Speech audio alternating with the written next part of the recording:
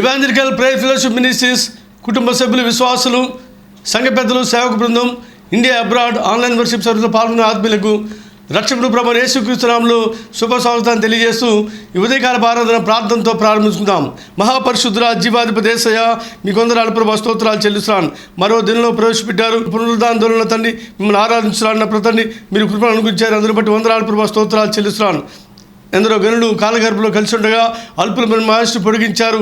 ఆరాధించాలని, స్తుతించాలని, మీ కొరకు సాక్షులు జీవించాలని, మీ సువార్త ప్రకటించాలని, మీ సంకల్పాలని నెరవేర్చాలన్న తండ్రి నీ కృపను వెన్నెంటి ఉంచిన విధానం బట్టి వందనాలు ప్రభా. కృతజ్ఞతలు, స్తుతులు, స్తోత్రాలు చెల్లిస్తున్నాను. ప్రార్థనా టీవీ వారు ముందస్తుగా రికార్డ్ చేస్తూ వారు టెలికాస్ట్ చేస్తూ యూట్యూబ్ ఛానల్కి అందిస్తున్న కారణం బట్టి ప్రార్థనా టీవీ యాజమాన్య సిబ్బందిని ప్రత్యేకమైన రీతిలో మీరు దీవించవలసిన వేడుకుంటున్నాను. యశూర్ మల్టీ స్పెషాలిటీ హాస్పిటల్ కోవిడ్ కేర్గా 3 నెలలుగా కొనసాగుతుండగా ఎంతమంది ట్రీట్మెంట్ తీసుకున్నారు అందరూ కూడా 100%, 100% అందరూ కూడా ఆరోగ్య సంబంధం మేలు పొందుకొని డిశ్చార్జ్ అవ్వడానికి నీ కృపను పొడిగించవలసిన వేడుకుంటున్నాను. గవర్నమెంట్ హాస్పిటల్స్, ప్రైవేట్ హాస్పిటల్స్లో medical doctors, nursing staff and sanitary staff ఎంతగా ప్రయాసపడుతున్నారు. గొప్ప ప్రతిఫలం ఇచ్చిన ఎవరు కూడా అతన్ని ఎఫెక్ట్ గురి కాకుండా నీ కృపను పొడిగించవలసిన వేడుకుంటున్నాను.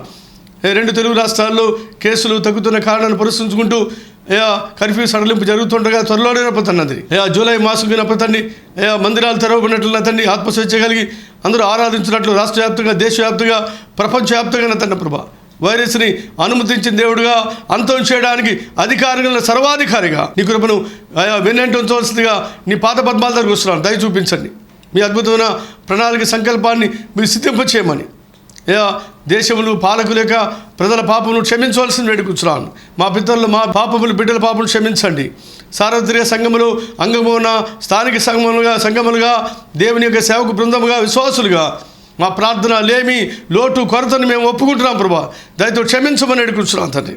క్షమించడానికి సిద్ధమైన మనసు కలిగిన దేవుడుగా త్వరలో అతడి సంచలనాలను మార్పులు కలుగు చేసి సాధారణ పరిస్థితులు అనుగురించమని ఉదయకాలన ప్రభా ఇండియా అబ్రాడ్ ఆన్లైన్ వర్షిప్ సర్వీస్లో పాల్గొన్న ఆత్మీయులందరినీ మీరు సందర్శించమని, సవిస్తారమైన దీవెనలు మీరు అనుగ్రహించమని, ఉదయకాల ఆరాధన సందేశములు అందిస్తున్న బిడ్డలను ప్రతిష్ఠించమని, అభిషేకించిన ప్రభా మరుగుపరచని మహిమ పొందమని, ఒక ప్రత్యేకమైన దీవెన ప్రతి ఒక్కరికి అనుగ్రహించమని యేసుక్రీస్తు పరిశుద్ధమైన నామములో బ్రతిమలాడి వేడుకుంటున్నాం తండ్రి. ఆమేన్. ప్రభునందు ప్రియమైన సోదరి సోదరులారా, మీ గృహాల్లో ఉంటుండగానే మీ ఇళ్లలో ఉన్నటువంటి సువార్త స్తుతిమాలిక పాటల పుస్తకాన్ని మీరు కలిగి ఉండాలని నాతో కలిసి పాడి ప్రభుని స్తుతించి, కీర్తించి, గణపరచవలసిందిగా ప్రేమతో మీకు మనవి చేస్తున్నాను. ఈ సువార్త స్తుతిమాలిక పాటల పుస్తకం 980వ పాట దైవజనులు పీటర్ సింగ్ గారు రచించి స్వరకల్పన చేసిన పాట. వారు ఆ దినాల్లో ఎకాడిని వాయిస్తుండేవాడు.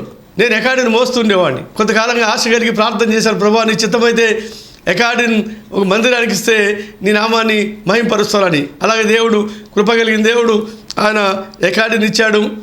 ఆ తర్వాత కొంతకాలం మందిరంలో వినియోగించడం జరిగింది ప్రభు మహిమార్థమై.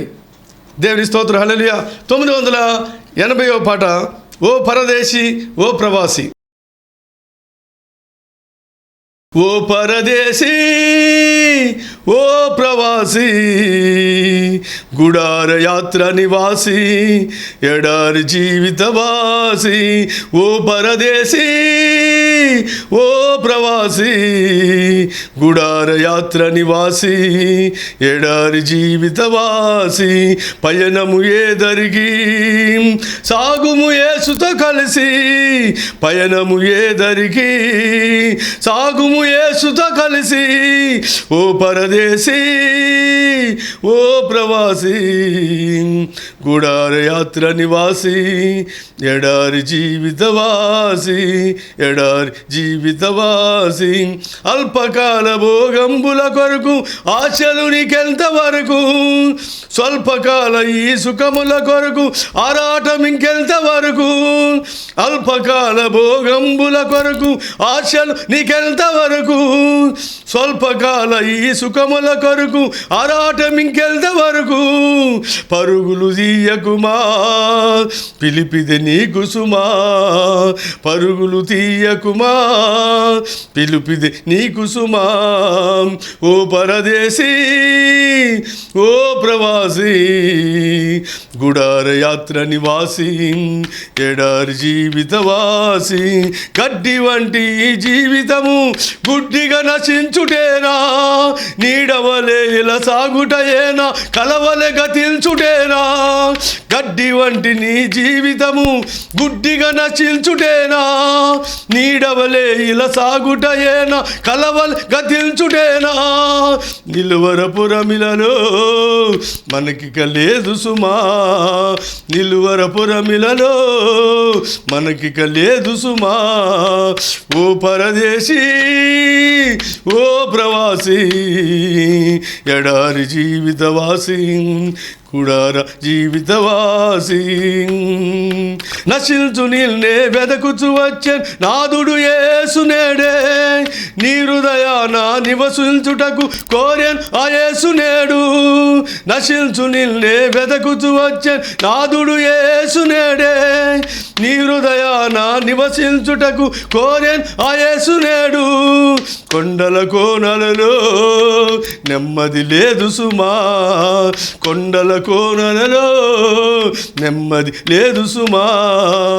ఓ పరదేశీ, ఓ ప్రవాసి, గుడార యాత్ర నివాసి, ఎడారి జీవితవాసి.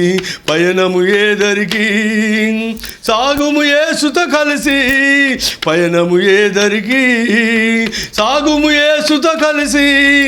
ఓ పరదేశీ, ఓ ప్రవాసి, గుడార యాత్ర నివాసి, ఎడారి జీవితవాసి, గుడార యాత్ర నివాసి, ఎడారి జీవితవాసి.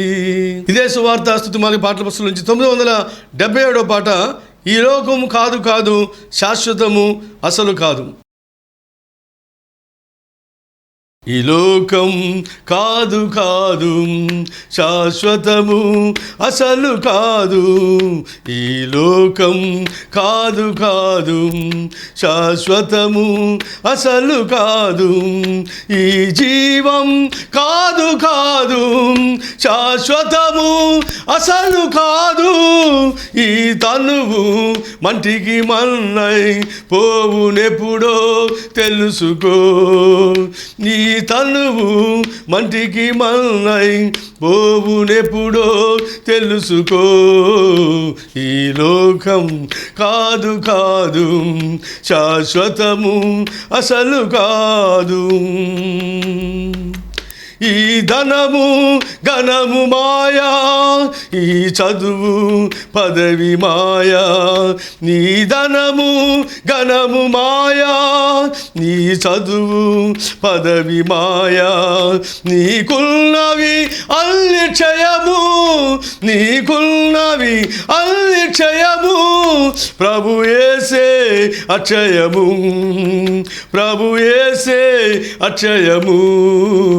ఈ లోకం కాదు కాదు, శాశ్వతము అసలు కాదు.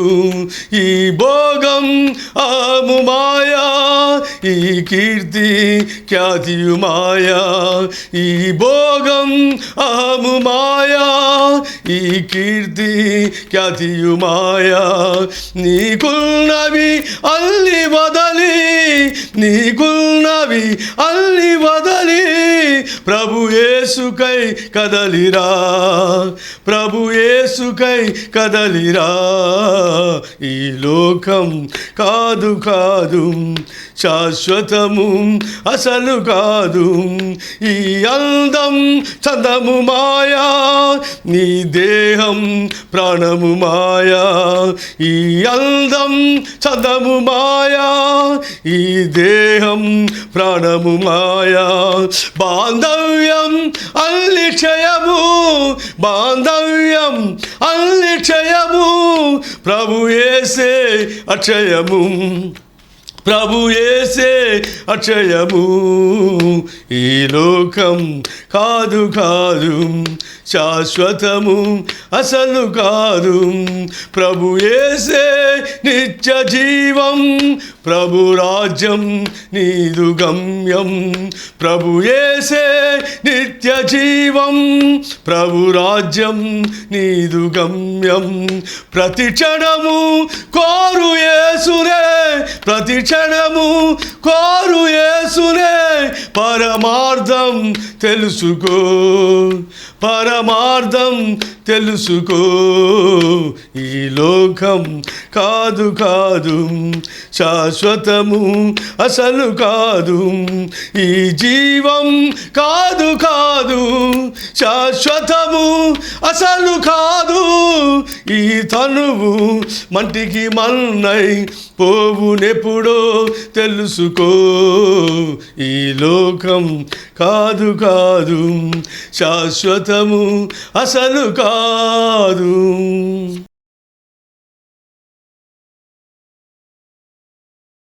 ప్రభునందు ప్రియమైన సహోదరి సోదరులారా, మీ గృహాలు ఉంటుండగానే మీరున్న గృహాల్లో దయచేసి మీరున్న స్థలం లేచి నిలవబడినట్లయితే ఈ ఉదయకాలం ఆరాధన కొరకు ఏర్పాటు చేయబడిన కీర్తన భాగం దావీదు కీర్తన 144 కీర్తన 1 నుంచి 15 వచనాలు అందరూ కలిసి చదువుకుందాం. 144 కీర్తన. నాకు ఆశ్రయ దుర్గముకు యెహోవా సన్నుతింపబడుగాక. ఆయన నా చేతులకు యుద్ధమును, నా వ్రేళ్లకు పోరాటమును నేర్పువాడై ఉన్నాడు. ఆయన నాకు కృపానిధి, నా కోట, నా దుర్గము, నన్ను తప్పించువాడు, నా కేడెము, నేను ఆశ్రయించువాడు. ఆయన నా జనులను నాకు లోపరచువాడై ఉన్నాడు. యెహోవా, నీవు నరులను లక్ష్యపెట్టుటకు వారు ఏ పాటివారు? నీవు వారిని ఎన్నిక చేయుటకు మనుషులు ఏ పాటివారు? నరులు వట్టి ఊపిరిని పోలి ఉన్నారు, వారి దినములు దాటిపోవు నీడవలే ఉన్నవి. యెహోవా, నీ ఆకాశమును వంచి దిగిరమ్ము, పర్వతములు పొగరాజునట్లు నీవు వాటిని ముట్టుము. మెరుపులు మెరిపించి వారిని చెదరగొట్టుము, నీ బాణములు వేసి వారిని ఓడగొట్టుము. పైనుండి నీ చేయి చాచి నన్ను తప్పింపుము. మహాజలముల్లో నుండి అన్యుల చేతిలో నుండి నన్ను విడిపింపుము. వారి నోరు ఒట్టి మాటలాడుచున్నది, వారి కుడి చేయి అబద్ధముతో కూడి ఉన్నది. దేవా, నిన్ను గూర్చి నేను ఒక క్రొత్త కీర్తన పాడేదను, 10 తంతుల సితారాతో నిన్ను కీర్తించేదను. నీవే రాజులకు విజయము దయచేయవాడు. దుష్టుల ఖడ్గము నుండి నీవు నీ సేవకుడైన దావీదును తప్పించువాడవు. నన్ను తప్పింపుము, అన్యుల చేతిలో నుండి నన్ను విడిపింపుము. వారి నోరు ఒట్టి మాటలాడుచున్నది, వారి కుడి చేయి అబద్ధముతో కూడి ఉన్నది. మా కుమారులు తమ యవ్వన కాలమందు ఎదిగిన మొక్కల వలె ఉన్నారు. మా కుమార్తెలు నగరిగా చిక్కిన మూలకమ్మముల వలె ఉన్నారు. మా కొట్లు నింపబడి పలు విధములైన ద్రవ్యములకు నిధులుగా ఉన్నవి. మా గొర్రెలు 1000 కొలదిగాను 10,000 కొలదిగాను మా గడ్డి పిల్లల్లో పిల్లలు వేయుచున్నవి. మా ఎడ్లు గొప్ప బరువులు మోయగలవి. మా వీధుల్లో చొరబొట్టైనను ఉరుకులేతుడైన లేదు, వాటిలో శ్రమగల వారి మొర్ర వినబొట్టైన లేదు. ఇట్టి స్థితి గల వారు ధన్యులు, యెహోవా తమకు దేవుడు కాగల జనులు ధన్యులు. ప్రార్థన చేస్తున్నాం. దయామయుడా, జీవాధిపతి యేసయ్య, మీ కొందనాలు స్తోత్రాలు చెల్లిస్తున్నాను. ఈ ఉదయకాలం 144 కీర్తన అనుసరించి మీ యొక్క మహిమాన్విత లక్షణాలు, గుణగణాలు మేము గుర్తించినట్లు, స్తుతించినట్లు తగిన సహాయం దయచేయండి. అల్పుడను అయోగ్యుడును బలహీన ప్రభా కనికరించండి, మరుగుపరచండి, మహిమ పొందమని యేసు నామంలో ప్రార్థిస్తున్నాను తండ్రి, ఆమేన్.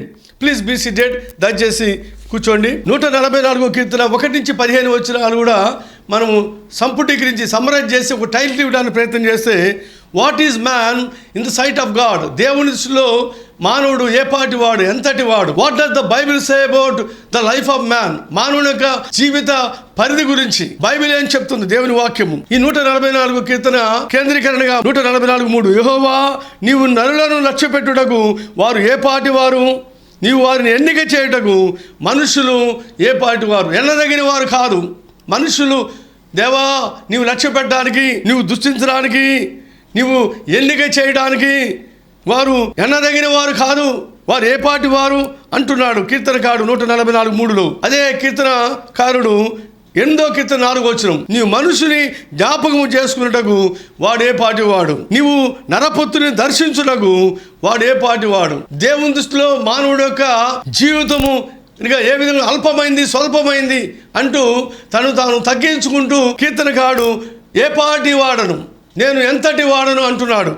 అంటూ 4వ వచనంలో మనం గమనిస్తే, నరులు వట్టి ఊపిరిని పోలి ఉన్నారు, వారి దినములు దాటిపోవు నీడవలే ఉన్నవి. అనగా మానవుని యొక్క జీవితం గురించి బైబిల్లో కొన్ని పోలికలు ఇవ్వబడ్డాయి. మానవుడి జీవితం గురించి, జీవిత పరిధి గురించి పరిశుద్ధ గ్రంథంలో పోలికలుగా ఆయా భక్తులు వివరించడం మనం గమనించగలం. 2 పోలికలు ఈ 144 కీర్తన 4వ వచనంలో మనం గమనిస్తున్నాం. మరొక 6 పోలికలు, ఆల్ టుగెదర్ 8 రకాలైనటువంటి పోలికలు మనము చూడగలుగుతున్నాం. 1 4వ వచనంలో నరులు వట్టి ఊపిరిని పోలి ఉన్నారు. 2వదిగా వారి దినములు దాటిపోవు నీడవలే ఉన్నవి. 3 జనములు చేత నుండి జారు బిందువుల వంటివి, జనులు త్రాసు మీది ధూళి వంటి వారు. 5 నేలను ఒలికిన మీదట మరలా ఎత్తలేని నీటి వలె ఉన్నాం. 6 మాయమైపోవు ఆవిరి వంటి వారు. 7 ఎండిపోయే గడ్డి వంటి వారు. 8 వాడిపోయి రాలిపోయే పువ్వు లాంటి వారు. ఈ 8లో మొదటి భాగాన్ని మనం గమనిస్తే యెషయా గ్రంథం 40వ అధ్యాయం 15వ వచనం, జనములు చేద నుండి జారు బిందువుల వంటివి. చేంతాడు బకెట్ బావిలో వేసాం, నీళ్లు తోడుతున్నాం. చేదకున్నటువంటి బిందువులు కొన్ని బకెట్లో పడుతున్నాయి, కొన్ని బావిలో పడుతున్నాయి. ఆ చేద నుండి జారే బిందువులు బకెట్లో పడినా బకెట్లో నిండి పొర్లిపోతాం, లేక బావిలో పడినా పడిన ఆ నీటి బిందువులను బట్టి బావిలో ఒక వర నీళ్లు పైకి ఎగసి రాలేవు. ఆ విధంగా మానవుడు చేత నుండి జారే బిందువు లాంటి అల్పమైన వాడని చెప్పడానికి. 2వదిగా ఇదే యెషయా గ్రంథం 40వ అధ్యాయం 15వ వచనంలో జనులు త్రాసు మీది ధూళి వంటి వారు. త్రాసులో ఒకవైపున రాళ్ళు ఉంటాయి, అరకిలో, కిలో, 2 కిలోలు, 3 కిలోలు, 5 కిలోల రాళ్ళు ఉంటాయి. మరోవైపు సరుకులు, వస్తువులు మనం చూస్తూ ఉంటాం. గాలిలో ఎగిరి వచ్చే ధూళి, ఆ దుమ్ము త్రాసు మీద పడితే ఏ భాగంలో పడినా, రాళ్ల సైడు పడినా, ఒకవేళ సరుకుల సైడు ఆ త్రాసు మీద కనుక ఈ ధూళి రేగి వచ్చి పడితే ఈ రాళ్ళు ఉన్న వెయిట్ పెరిగేది లేదు, సరుకులు కూడా ఎక్కువగా తూగేది కూడా లేదు. సరుకులు అవి బరువు పెరిగి ఒకవేళ సరుకులు తక్కువైపోయేది కూడా లేదు. ఇంతలో కనబడి అంతలో మాయమైపోయి అల్పమైనటువంటి త్రాసు మీద ధూళి వంటి వాళ్ళము. ఇంతలోనే కనబడి అంతలోనే మాయమయ్యే అల్పమైన దానిక ఆరాటం, త్రాసు మీద ధూళి వంటి ఎత్తలేని నీటి వంటి స్వల్పమైన దానిక పోరాటం. కాదు కాదు శాశ్వతం, ఏది కాదు నీ సొంతం, దాటిపోవును ఇలా మీ సంపదలన్నీయు. కాదు కాదు శాశ్వతం, ఏది కాదు నీ సొంతం, దాటిపోవును ఇలా మీ సంపదలన్నీయు. ఇంతలోనే కనబడి అంతలోనే మాయమయ్యే అల్పమైన దానిక ఆరాటం, త్రాసు మీది ధూళి వంటి ఎత్తలేని నీటి వంటి స్వల్పమైన దానిక పోరాటం. మొదటిగా చేత నుండి జారు బిందువుల వంటి మానవ జీవితం అని, 2వదిగా మానవ జీవితం త్రాసు మీది ధూళి వంటిదని, 3వదిగా సమూయేలు 2వ గ్రంథం 14వ అధ్యాయం 14వ వచనం, మనమందరము చనిపోదాము కదా, నేలను ఒలికిన మీదట మరలా ఎత్తలేని నీటి వలె ఉన్నాం. ఫ్లోర్ మీద నీళ్ళు పడిపోయి ఆ నీటిని we cannot draw back the water back. ఆ నీటిని మళ్ళా తిరిగి ఎత్తి మనము ఎత్తలేని నీటి వలె ఉన్నాం. ఆ విధంగా అల్పులమని చెప్తూ 4వదిగా యాకోబు పత్రిక 4వ అధ్యాయం 14వ వచనం, రేపేమి సంభవించబోనో మీకు తెలియదు, మీ జీవం ఏ పాటిది, మీరు కొంతసేపు కనబడి అంతలో మాయమైపోవు ఆవిరి వంటి వారే. మూత తీస్తే ఎగిరిపోయే ఆవిరి లాంటి జీవితాలు. కొంతసేపు కనబడి అంతలోనే మాయమయ్యే ఆవిరి వంటిదిరా ఈ జీవితం, లోకాన కాదేది శాశ్వతం. కొంతసేపు కనబడి అంతలోనే మాయమయ్యే ఆవిరి వంటిదిరా ఈ జీవితం, లోకాన కాదేది శాశ్వతం. యేసే నిజ దేవుడు, నిత్య జీవమిస్తాడు, మరణమైన జీవమైన నిన్ను విడువడు. యేసే నిజ దేవుడు, నిత్య జీవమిస్తాడు, మరణమైన జీవమైన నిన్ను విడువడు. కొంతసేపు కనబడి అంతలోనే మాయమయ్యే ఆవిరి వంటిరా ఈ జీవితం, లోకాన కాదేది శాశ్వతం, లోకాన కాదేది శాశ్వతం. ఐదవదిగా నరులు వట్టి ఊపిరిని పోలి ఉన్నారు. మొదటిగా చేదనుండు జారుడు బిందువులు వంటివి. రెండవదిగా త్రాసు మీద ధూళి వంటి వారు. మూడవదిగా నేలను ఒలికిన మీదట మరలా ఎత్తలే నీటి వలె ఉన్నాము. నాలుగవదిగా మూత తీస్తే ఎగిరిపోయే ఆవిరి వంటి వారం. ఐదవదిగా 144వ కీర్తన 4వ వచనం, నరులు వట్టి ఊపిరిని పోలి ఉన్నారు, వారి దినములు దాటిపోవు నీడవలే ఉన్నవి. ఒట్టి ఊపిరి, గట్టి ఊపిరి, కేవలం ఒట్టి ఊపిరిగా ఉన్నారట. ఒట్టి ఊపిరి, గట్టిగా ఊపిరి పీల్చుకోండి. ఈ కరోనా దినాల్లో ఊపిరి ఆగిపోతూ ఉంది. ఊపిరితిత్తులు పాడైపోయి ఊపిరి ఆగిపోతుంది. శ్వాస పీల్చుకోలేకపోతున్న పరిస్థితుల్లో వారు గట్టిగా ఊపిరి పీల్చుకోలేని పరిస్థితుల్లో డాక్టర్స్ ఏమని సెలవిస్తున్నారంటే, కరోనా దినాల్లో బ్రీతింగ్ ఎక్సర్సైజ్ చేయండి, గట్టిగా గాలి పీల్చండి, వదలండి, అలా బ్రీతింగ్ ఎక్సర్సైజ్ చేయండి. స్పైడోమీటర్ అని ఒక 3 కలర్ఫుల్ బాల్స్ ఉంటాయి. ఆ కలర్ఫుల్ బాల్స్ ఉన్నటువంటి ట్యూబు, ఆ ట్యూబ్ని నోటితో గాలిని గట్టిగా పీల్చినప్పుడు ఈ 3 కలర్ఫుల్ బాల్స్ కూడా ఒకసారి పైకి వెళ్ళిపోతాయి. పైకి వెళ్ళి 2 సెకండ్లు, 3 సెకండ్లు, 4-5 సెకండ్ల వరకు కూడా పైన నిలబడగలవు. ఆ తర్వాత ఊపిరి వదిలేసినప్పుడు ఆటోమేటిక్గా ఆ 3 బాల్స్ కింద పడిపోతాయి. ఇలాగా ఊపిరి గట్టిగా బిగబట్టినప్పుడు ఈ 3 కలర్ఫుల్ బాల్స్, రంగురంగుల ఈ బంతులు పైకి వెళ్ళి దాన్ని అంటుకుంటాయి. అంటుకొని 2, 3, 5 సెకండ్ల వరకు ఉంచగలరు. ఆ తర్వాత ఊపిరి విడుస్తుండగా ఆ బాల్స్ కింద పడిపోయినట్లుగా. అనగా బ్రీతింగ్ ఎక్సర్సైజ్ చేయడం ద్వారా ఊపిరితిత్తులు ఎలర్ట్గా ఉంటాయి, చురుకుగా ఉంటాయి. ఈ మధ్య వాట్సాప్లో ఒకళ్ళు పెట్టారు, ఒక చుక్క ఉంది. ఆ చుక్క స్టార్ట్ అయిన తర్వాత ఎడం చేతి చుక్క దగ్గర నుంచి అలా గీత అలా వెళ్ళి కుడి చేతేపున చుక్క ఆగుతుంది. ఆ చుక్క ఎప్పుడు ఆగుతుందో అప్పుడు మీరు ఊపిరి విడిచిపెట్టాలి. అప్పటి వరకు కూడా ఊపిరి బిగబట్టాలి అని చెప్పేసి అలా ఎడం చేతేపున చుక్క స్టార్ట్ అయినప్పుడు, మూవ్ అవుతున్నప్పుడు వెంటనే గట్టిగా ఊపిరిని పీల్చాలి, గాలి పీల్చాలి. గాలి పీల్చి అది సన్నగా ఒక లైన్ తాడులాగా అది ఆ చుక్క జరుపుకుంటూ వెళ్ళి ఆ కుడి చేతేపు కార్నర్కి వెళ్ళిపోయి ఆగిపోతుంది. ఆ చుక్క ఎక్కడ ఆగిపోయిందో అక్కడ మీరు శ్వాసని విడిచిపెట్టాలి, ఊపిరిని వదిలిపెట్టాలి. ఈ విధంగా బ్రీతింగ్ ఎక్సర్సైజెస్. వట్టి ఊపిరిగా ఉన్నారు, ఊపిరి పీల్చుకోలేక ఊపిరి ఆగిపోతుంది. గట్టిగా ఊపిరి పీల్చుకుంటూ ఊపిరితిత్తులు బాగా చురుకుగా పనిచేయడానికి బ్రీతింగ్ ఎక్సర్సైజ్ చేయమని డాక్టర్స్ సెలవిస్తున్నారు. ఆ తర్వాత 6వదిగా మనం గమనించినప్పుడు వట్టి ఊపిరి మాత్రమే కాకుండా దాటిపోయిన నీడ వలె ఉన్నవి. 144వ కీర్తన 4వ వచనం, వారి దినములు దాటిపోవు నీడ వలె ఉన్నవి. ఎండ పెరుగుతున్నప్పుడు, మధ్యాహ్నం ఎండ పెరుగుతున్నప్పుడు నీడ తక్కువగా ఉంటుంది. మరలా సాయంకాలంకి నీడ పెరుగుతూ ఉంటుంది, ఎండ తగ్గుతూ ఉంటుంది. ఎండ పెరిగినప్పుడు నీడ తగ్గుతుంది, ఎండ తగ్గినప్పుడు నీడ పెరుగుతుంది. సాయంకాలంకి నీడ గతించిపోతుంది. తల్లిదండ్రులు పిల్లలకు జన్మనిస్తారు. ఆ పిల్లలు పెరిగి బాగా చదువుకొని పెద్దవాళ్ళు ఉద్యోగం చేసిన తర్వాత, చేతుడుగా పెద్దవాళ్ళు అయిన తర్వాత వాళ్ళకి పెళ్లి చేస్తారు. వాళ్ళకి తర్వాత పిల్లలు పుడతారు. ఆ తర్వాత వాళ్ళ పిల్లలు కూడా ఎదిగి వస్తారు.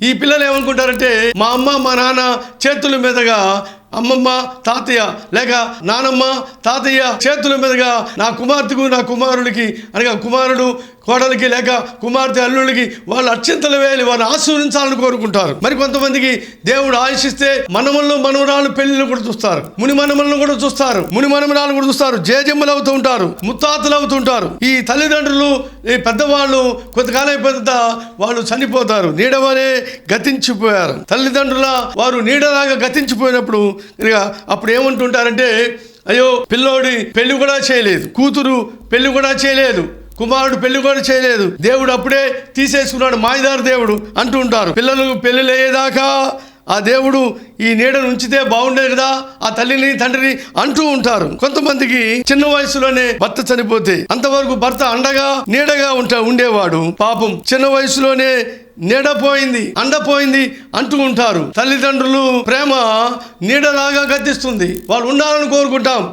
మా అమ్మ ఉంటే బాగుండు, మా నాన్న ఉంటే బాగుండు, మా తాత ఉంటే బాగుండు, మా అమ్మ ఉంటే బాగుండు, నా కుమారుడు కుమార్తెలు పెళ్ళిళ్ళు చేస్తే బాగుండు, వాళ్ళని అత్యంతలు వేసి ఆశీర్వదిస్తే బాగుండు, మనవళ్ళు మనవరాలు పెళ్లి కూడా చేసి ముని మనవలను కూడా చూస్తే బాగుండు, వాళ్ళకి ఆయుష్ ఉంటే వారు పెద్దవాళ్ళు పెద్ద తలలు, వారు పెద్ద దిక్కు, వారు ఉండాలి అని కోరుకుంటూ ఉంటాం. కొంతకాలానికి వారు నీడవలే గతించిపోతారు. తల్లిదండ్రుల ప్రేమ నీడవలే గతించును, కన్న బిడ్డల ప్రేమ కలలా కరిగిపోవును. తల్లిదండ్రుల ప్రేమ నీడవలే గతించును, కన్న బిడ్డల ప్రేమ కలలా కరిగిపోవును. ప్రేమ యేసుని ప్రేమ అది ఎన్నడూ నిలవలేనిది, నిజము దీనిని నమ్ముము, అది భువి అందించలేనిది.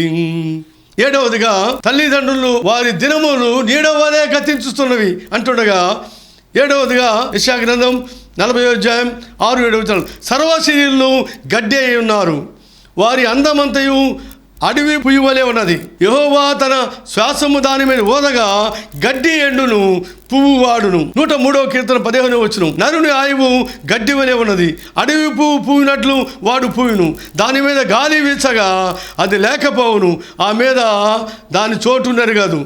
యాకోబు పత్రిక 1వ అధ్యాయం 10వ వచనం, ఎలాగనగా ఇతడు గడ్డి పువ్వు వలె గద్దించిపోవును. 11వ వచనం, సూర్యుడు ఉదయించి వడగాలి కొట్టి గడ్డిని మార్చివేయగా దాని పువ్వు రాలిపోవును. ఉదయకాలం అడవిలో ఉన్న పువ్వు, అడవిలో పువ్వు పరిమళించడానికి, వికసించడానికి అడవిలో ఎవరు విత్తనాలు వేయరు, పాదు చేయరు, నీళ్లు పోయరు, ఏ రకమైన సంరక్షణ లేదు. కానీ ఎలా వచ్చిందో తెలియదు, అడవిలో ఓ గడ్డి పువ్వు అండి, అది పరిమళించినప్పుడు ఎంత ముచ్చటగా ఉంటుందో, అందంగా ఉంటుంది, ఆకర్షణగా ఉంటుంది, ఆహ్లాదాన్ని కలిగిస్తుంది, రమ్యంగా ఉంటుంది, మనోహరంగా ఉంటుంది. అది మధ్యాహ్నం ఎండ వచ్చిన తర్వాత పువ్వు ఎండిపోతుంది, సాయంకాలం వాడిపోతుంది, గాలి వస్తే రాలిపోతుంది. పువ్వు లాంటిది జీవితం రాలిపోతుంది, గడ్డి లాంటిది జీవితం వాడిపోతుంది. పువ్వు లాంటిది జీవితం రాలిపోతుంది, గడ్డి లాంటిది జీవితం వాడిపోతుంది. ఏ దినమందైనా ఏ క్షణమైనా, ఏ దినమందైనా ఏ క్షణమైనా రాలిపోతుంది నేస్తమా, వాడిపోతుంది నేస్తమా, రాలిపోతుంది నేస్తమా, వాడిపోతుంది నేస్తమా. పువ్వు లాంటిది జీవితం రాలిపోతుంది, గడ్డి లాంటిది జీవితం వాడిపోతుంది. పాలరాతి పైన నీవు నడచిన కానీ, పట్టు వస్త్రాలే నీవు తొడిగిన కానీ, అందలము పైన కూర్చున్నా కానీ, అందనంత స్థితిలో నీవున్నా కానీ, కన్ను మూయడం ఖాయం, నిన్ను మోయడం ఖాయం, కన్ను మూయడం ఖాయం, నిన్ను మోయడం ఖాయం. కళ్ళు తెరుచుకో నేస్తమా, కలుసుకో యేసుని మిత్రమా, కళ్ళు తెరుచుకో నేస్తమా, కలుసుకో యేసుని మిత్రమా. పువ్వు లాంటిది జీవితం రాలిపోతుంది, గడ్డి లాంటిది జీవితం వాడిపోతుంది. పువ్వులాగా రాలిపోయి గడ్డిలాగా వాడిపోయే జీవితం అని పోల్చబడిన మానవ జీవితం. కన్ను మూయడం ఖాయమట, నిన్ను మోయడం ఖాయం. ఎప్పుడు ఇక్కడ కన్ను మూస్తామో, భక్తుడు ఎప్పుడు ఇక్కడ కన్ను మూస్తాడో అక్కడ పరలోకంలో పరదేశంలో కన్ను తెరుస్తాడు, దూతలతో పరవశిస్తాడు, బంగారు వీధుల్లో పరిశుద్ధులతో కలిసి ప్రభువుని ఆరాధన చేస్తాడు. ఎంత అద్భుతమైంది. విశ్వాసము లేని వ్యక్తి, దేవునికి దూరంగా ఉన్న వ్యక్తి కన్ను మూసారట, అతను నేరుగా నరకానికి వెళ్ళిపోతాడు. అక్కడ అగ్నిగుండములో నరకయాత్ర కేకలు. కన్ను మూసిన తర్వాత పోసుకుని వెళ్తారండి, పాటి కడతారు, లేక పెట్టెలో పెడతారు, తీసుకొని కరణము చేయడానికి, సమాధి చేయడానికి మోసేవాళ్ళు కావాలి. ఈ మధ్య కరోనాతో చనిపోయిన తర్వాత మోసేవాళ్ళు దొరకట్లేదండి, చూసేవాళ్ళు లేరు, వాళ్ళని మోసేవాళ్ళు కరువు అయిపోయారు. ఒక 20 దినాల క్రితం యాదవుల బజార్లో, పట్టమట్లో యాదవుల బజార్లో యశోదమ్మ తల్లి, మంచి విశ్వాసి, ప్రార్థనాపురాలు, ఆమె కరోనాతో చనిపోయింది. సాయంత్రం 3 గంటల చనిపోయింది. ఆయన 4 గంటల నాకు ఫోన్ చేశాడు, పాస్టర్ గారు మా అమ్మ కరోనా బారిన పడి చనిపోయింది, ఆమెని చూడడానికి ఎవరు రావడం లేదు, మోయడానికి కూడా ఎవరు లేరు, ఫస్ట్ ఫ్లోర్లో నుంచి బాడీని కిందకి దించాలి. అయితే ఎలమకుదురులో నాకు ఫ్రెండ్ ఉన్నాడు, ఆ ఫ్రెండ్ ద్వారా ఒక కాంట్రాక్టర్ దొరికాడు. వాళ్ళ కాంట్రాక్టర్ ఏమంటున్నాడంటే, గొయ్యి మేమే తెస్తాము, పెట్టి మేమే తెస్తాము, అంబులెన్స్ కూడా మేమే తీసుకొస్తాము, మేమే మోస్తాము, గోతులో పెట్టి మేమే పూర్తి చేస్తాము. కాంట్రాక్ట్ 20,000 రూపాయలు. ఒప్పుకున్నానండి పాస్టర్ గారు అని 3 గంటలకు ఆమె చనిపోతే 4 గంటలకు నాకు ఫోన్ చేశాడు. నేను మళ్ళా మీకు 5 గంటలకి ఇక వాళ్ళు వచ్చిన తర్వాత ఆ బాడీని కిందకి దించాక ఆ యాదవుల బజార్లో రోడ్డు మీద ఆ పెట్టిన తర్వాత మీకు ఫోన్ చేస్తాను, మీరు వీడియో కాల్ చేస్తానండి, వీడియో కాల్లో పాస్టర్ గారు ప్రేయర్ చేయండి అని అడిగాడు. సరే అన్నాను. అలాగే 5 గంటలకు మళ్ళీ ఫోన్ చేశాడు, వీడియో కాల్. ఆ బాడీని పెట్టిలో పెట్టారు, పెట్టి రోడ్డు మీద పెట్టుంది. ఆ వీడియో కాల్ పెట్టాడు, ప్రార్థన చేశారు. వాళ్ళు మోసుకుని వెళ్ళారు ఆ పంటకాల రోడ్డు దాకా. అక్కడ అంబులెన్స్లో వాళ్ళు 5గురు వచ్చారు, వాళ్ళు మోసారు. 6 గంటలకు ఫోన్ చేశాడు. 6 గంటలకి సమాధి గొయ్యలో పెట్టిని ఆ బాడీతో పాటు లోపల పెట్టేశారు. మట్టి వేయాలి. మట్టి వేయడానికి ముందు వీడియో కాల్ చేసి పాస్టర్ గారు ప్రార్థన చేయండి అన్నాడు. నేను ప్రార్థన చేశాను, వాళ్ళు మట్టి వేసేశారు. అలెగ్జాండర్ ద గ్రేట్ ప్రపంచ చరిత్రలో క్రీస్తు పూర్వం 323వ సంవత్సరంలో వరల్డ్ కాంకరర్, ప్రపంచాన్ని హస్తగతం చేసుకున్న జయశాలి ప్రపంచ చక్రవర్తి అలెగ్జాండర్ క్రీస్తు పూర్వం 323వ సంవత్సరం బాబిలోనియా అనే మహానగరంలో దోమకాటుకు గురి అయి చనిపోయాడు. చనిపోకముందు వ్యాధిగ్రస్తుడిగా ఉన్నప్పుడు తను మిలిటరీ కమాండర్స్ని పిలిచాడ. 4 మిలిటరీ కమాండర్స్ని, డాక్టర్స్ని పిలిచి అన్నాడు, నేను ప్రపంచాన్ని హస్తగతం చేశాను, ప్రపంచాన్ని జయించాను, I'm defeated before the virus, దోమకాటు ముందు నేను ఓడిపోయాను అంటూ నేను సంపాదించినటువంటి రత్న రాసులు, వస్త్రాలు, బంగారం నేను నాతో పాటు తీసుకుని వెళ్ళలేకపోతున్నాను. ఆ సంపద, ఆ డబ్బు నన్ను రక్షించలేకపోయింది కనుక ఇవి రోడ్ల మీద పారేసేయండి. రోడ్ల మీద రత్నాలు రాసులుగా వజ్రాలు, బంగారాన్ని నేను సంపాదించినది అది రోడ్ల మీద వేసేసి వీధుల్లో వాటి మీద దుప్పటి పరిచేసి, రెండవది నన్ను మెడికల్ డాక్టర్స్ అంటున్నాడు, మీరు నా ప్రాణాన్ని కాపాడలేపారు వైద్యం చేసి, కనుక మీరు నా పెట్టి మోయాలి. ఫ్యూనరల్ బాక్స్ అంటే శవపేటిగా, నా శవపేటికి డాక్టర్స్ మీరు మోయాలి. మిలిటరీ కమాండర్స్ చెప్పాడు, డాక్టర్స్ పెట్టి మోస్తారు. మిలిటరీ కమాండర్స్ అన్నాడు, మీరు నన్ను పెట్టెలో పెట్టండి, నా బాడీని పెట్టెలో పెట్టినప్పుడు ఆ మిలిటరీ కమాండర్కి ఏం చెప్పాడంటే, నా శవాన్ని పెట్టెలో పెట్టండి, పెట్టికి 2 బొరియలు 2 రంధ్రాలు చేయండి, ఆ 2 రంధ్రాల్లో కూడా నా చేతులు బయట పెట్టండి, అలా ఊరేగించుకుంటూ మీరు తీసుకుని వెళ్ళండి. ప్రజలందరూ అడుగుతారు, ఇంత మహాచక్రవర్తి world conqueror Alexander the great ఇంత నికృష్టంగా చేతులు బయట పెట్టి తీసుకుని వెళ్తున్నారు అని ప్రజలు అడిగితే, ప్రపంచానికి నేను ఇచ్చే సందేశం ఏంటంటే, Alexander has entered into the world with an empty hands. Alexander పుట్టినప్పుడు బట్ట కట్టలేదు, పట్టాభిషేకం చేసుకోలేదు. Alexander is departing from the world with an empty hands. Alexander రిక్తహస్తాలతో అన్నీ విడిచిపెట్టి, అందరినీ విడిచిపెట్టి వట్టి చేతులతో వెళ్ళిపోతున్నాడు. ఈ సందేశాన్ని ప్రజలకి, ప్రపంచానికి తెలియచేయమని చెప్పాడట. ప్రభు అయిన యేసుక్రీస్తు అంటున్నాడు, I am given authority to give my life and take my life. నా ప్రాణము పెట్టుటకును, పెట్టిన ప్రాణమును తిరిగి తీసుకున్నట్టుకు అధికారము గలదు అని ప్రభువు సెలవిచ్చాడు. ఈ 144 కీర్తనలో 9వ వచనంలో, దేవా నిన్ను గూర్చి నేను ఒక క్రొత్త కీర్తన పాడేదను, 10 తంతుల సితారాతో నిన్ను కీర్తించెదను. 92వ కీర్తన 1-3 వచనాల్లో, ప్రతి ఉదయమున నీ కృపను, ప్రతి రాత్రి నీ విశ్వాసతను 10 తంతుల స్వరమండలముతోను గంభీర ధ్వనిగల సితారాతోను ప్రచురించుట మంచిది. కొలసీలకు రాసిన పత్రిక 3వ అధ్యాయం 16వ వచనము, సంగీతములతోనూ కీర్తనలతోనూ ఆత్మ సంబంధమైన పద్యములతోనూ ఒకరితో కూడా బోధించుతూ బుద్ధి చెప్పుతూ కృపాసహితముగా మీ హృదయముల్లో దేవుని గురించి గానము చేయుచు సమస్త విధమైన జ్ఞానముతో క్రీస్తు వాక్యము మీలో సమృద్ధిగా నివసింపనీయుడి. సంగీత వాయిద్యాలు ప్రభుని ఆర్భాటంతో ప్రభుని స్తుతించి కీర్తించి ఘనపరిచే విధానం కీర్తనకారుడు తెలియజేస్తూ ఉంటే, ఆ మధ్య పటమటలోని హై స్కూల్ రోడ్ దగ్గర ఒక పెంతుకోస్తు సంఘానికి సంబంధించిన పాస్టర్ గారు, ఆయన ఉద్యోగంగా డ్రమ్ములు కొట్టేవాడు, డ్రమ్స్ కొట్టి కంజీరు వాయించేవాళ్ళు, గిల్స్ అంటే కొబ్బరికాయలు ఉచితంగా పాటలు పాడేవాళ్ళు, సంగీత వాద్యాలు వాయించేవాళ్ళు. ఒక రోజున కంజరు, ఆ సైడ్ డ్రమ్ము, కొబ్బరికాయలు, గిల్స్ అమ్మేశాడు. ఆయన సంగీత వాద్యాలు అమ్మేశాడు. ఆ తర్వాత బోర్డు తిప్పేశాడు. కారణం ఏంటంటే ఫారెన్ ఎయిడ్ వస్తుందట. ఎవరో చెప్పారంట, నువ్వు బోర్డు మార్చుకుంటే, మా బోర్డు పెట్టుకుంటే నీకు ఫారెన్ ఎయిడ్ ఇస్తామని చెప్పేసి. అయితే మాకున్న డాక్టర్ ప్రకారం, సిద్ధాంతం ప్రకారంగా నువ్వేం చేయాలంటే, మీరు సంగీత వాయిద్యాలు వాయించకూడదు, రెండోది చప్పట్లు కూడా కొట్టకూడదు. కొంతమందికి సంగీత వాయిద్యాలు ఉండవచ్చు, ఉన్నవాళ్ళు చక్కగా వాళ్ళు వినియోగించుకోవచ్చు. లేనటువంటి వాళ్ళు కనీసం చప్పట్లు కొట్టి ప్రభుని స్తుతించి ప్రభునామాన్ని ఘనపరచవచ్చు. 47వ కీర్తన మొదటి వచనం కీర్తనకాడు అంటాడు, సర్వజనులారా చప్పట్లు కొట్టడి. చిట్ట చివరిగా 144 కీర్తన 15వ వచనం, ఇట్టి స్థితి గలవారు ధన్యులు. ఎట్టి స్థితి గలవారు? యెహోవా తమకు దేవుడు కాగల జనులు ధన్యులు.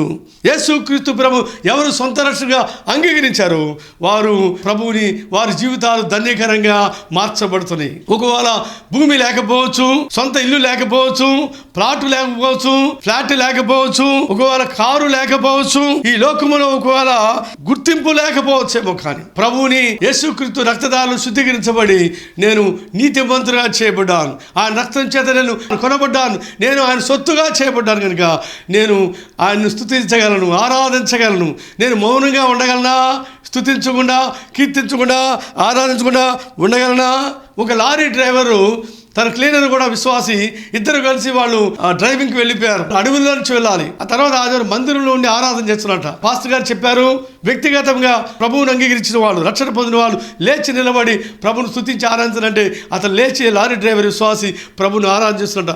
యేసయ్యా, పోయిన ఆదివారం నేను లారీ డ్రైవ్ చేస్తూ, పగలంతా లారీ డ్రైవ్ చేస్తాను, అడవిలో డ్రైవ్ చేశాను. అడవిలో మందిరాలు ఉండవు, అడవిలో ఆరాధన లేదు. ఆరాధన లేకుండా నేను డ్రైవింగ్ చేయాల్సి వచ్చిన పరిస్థితి ఏర్పడింది.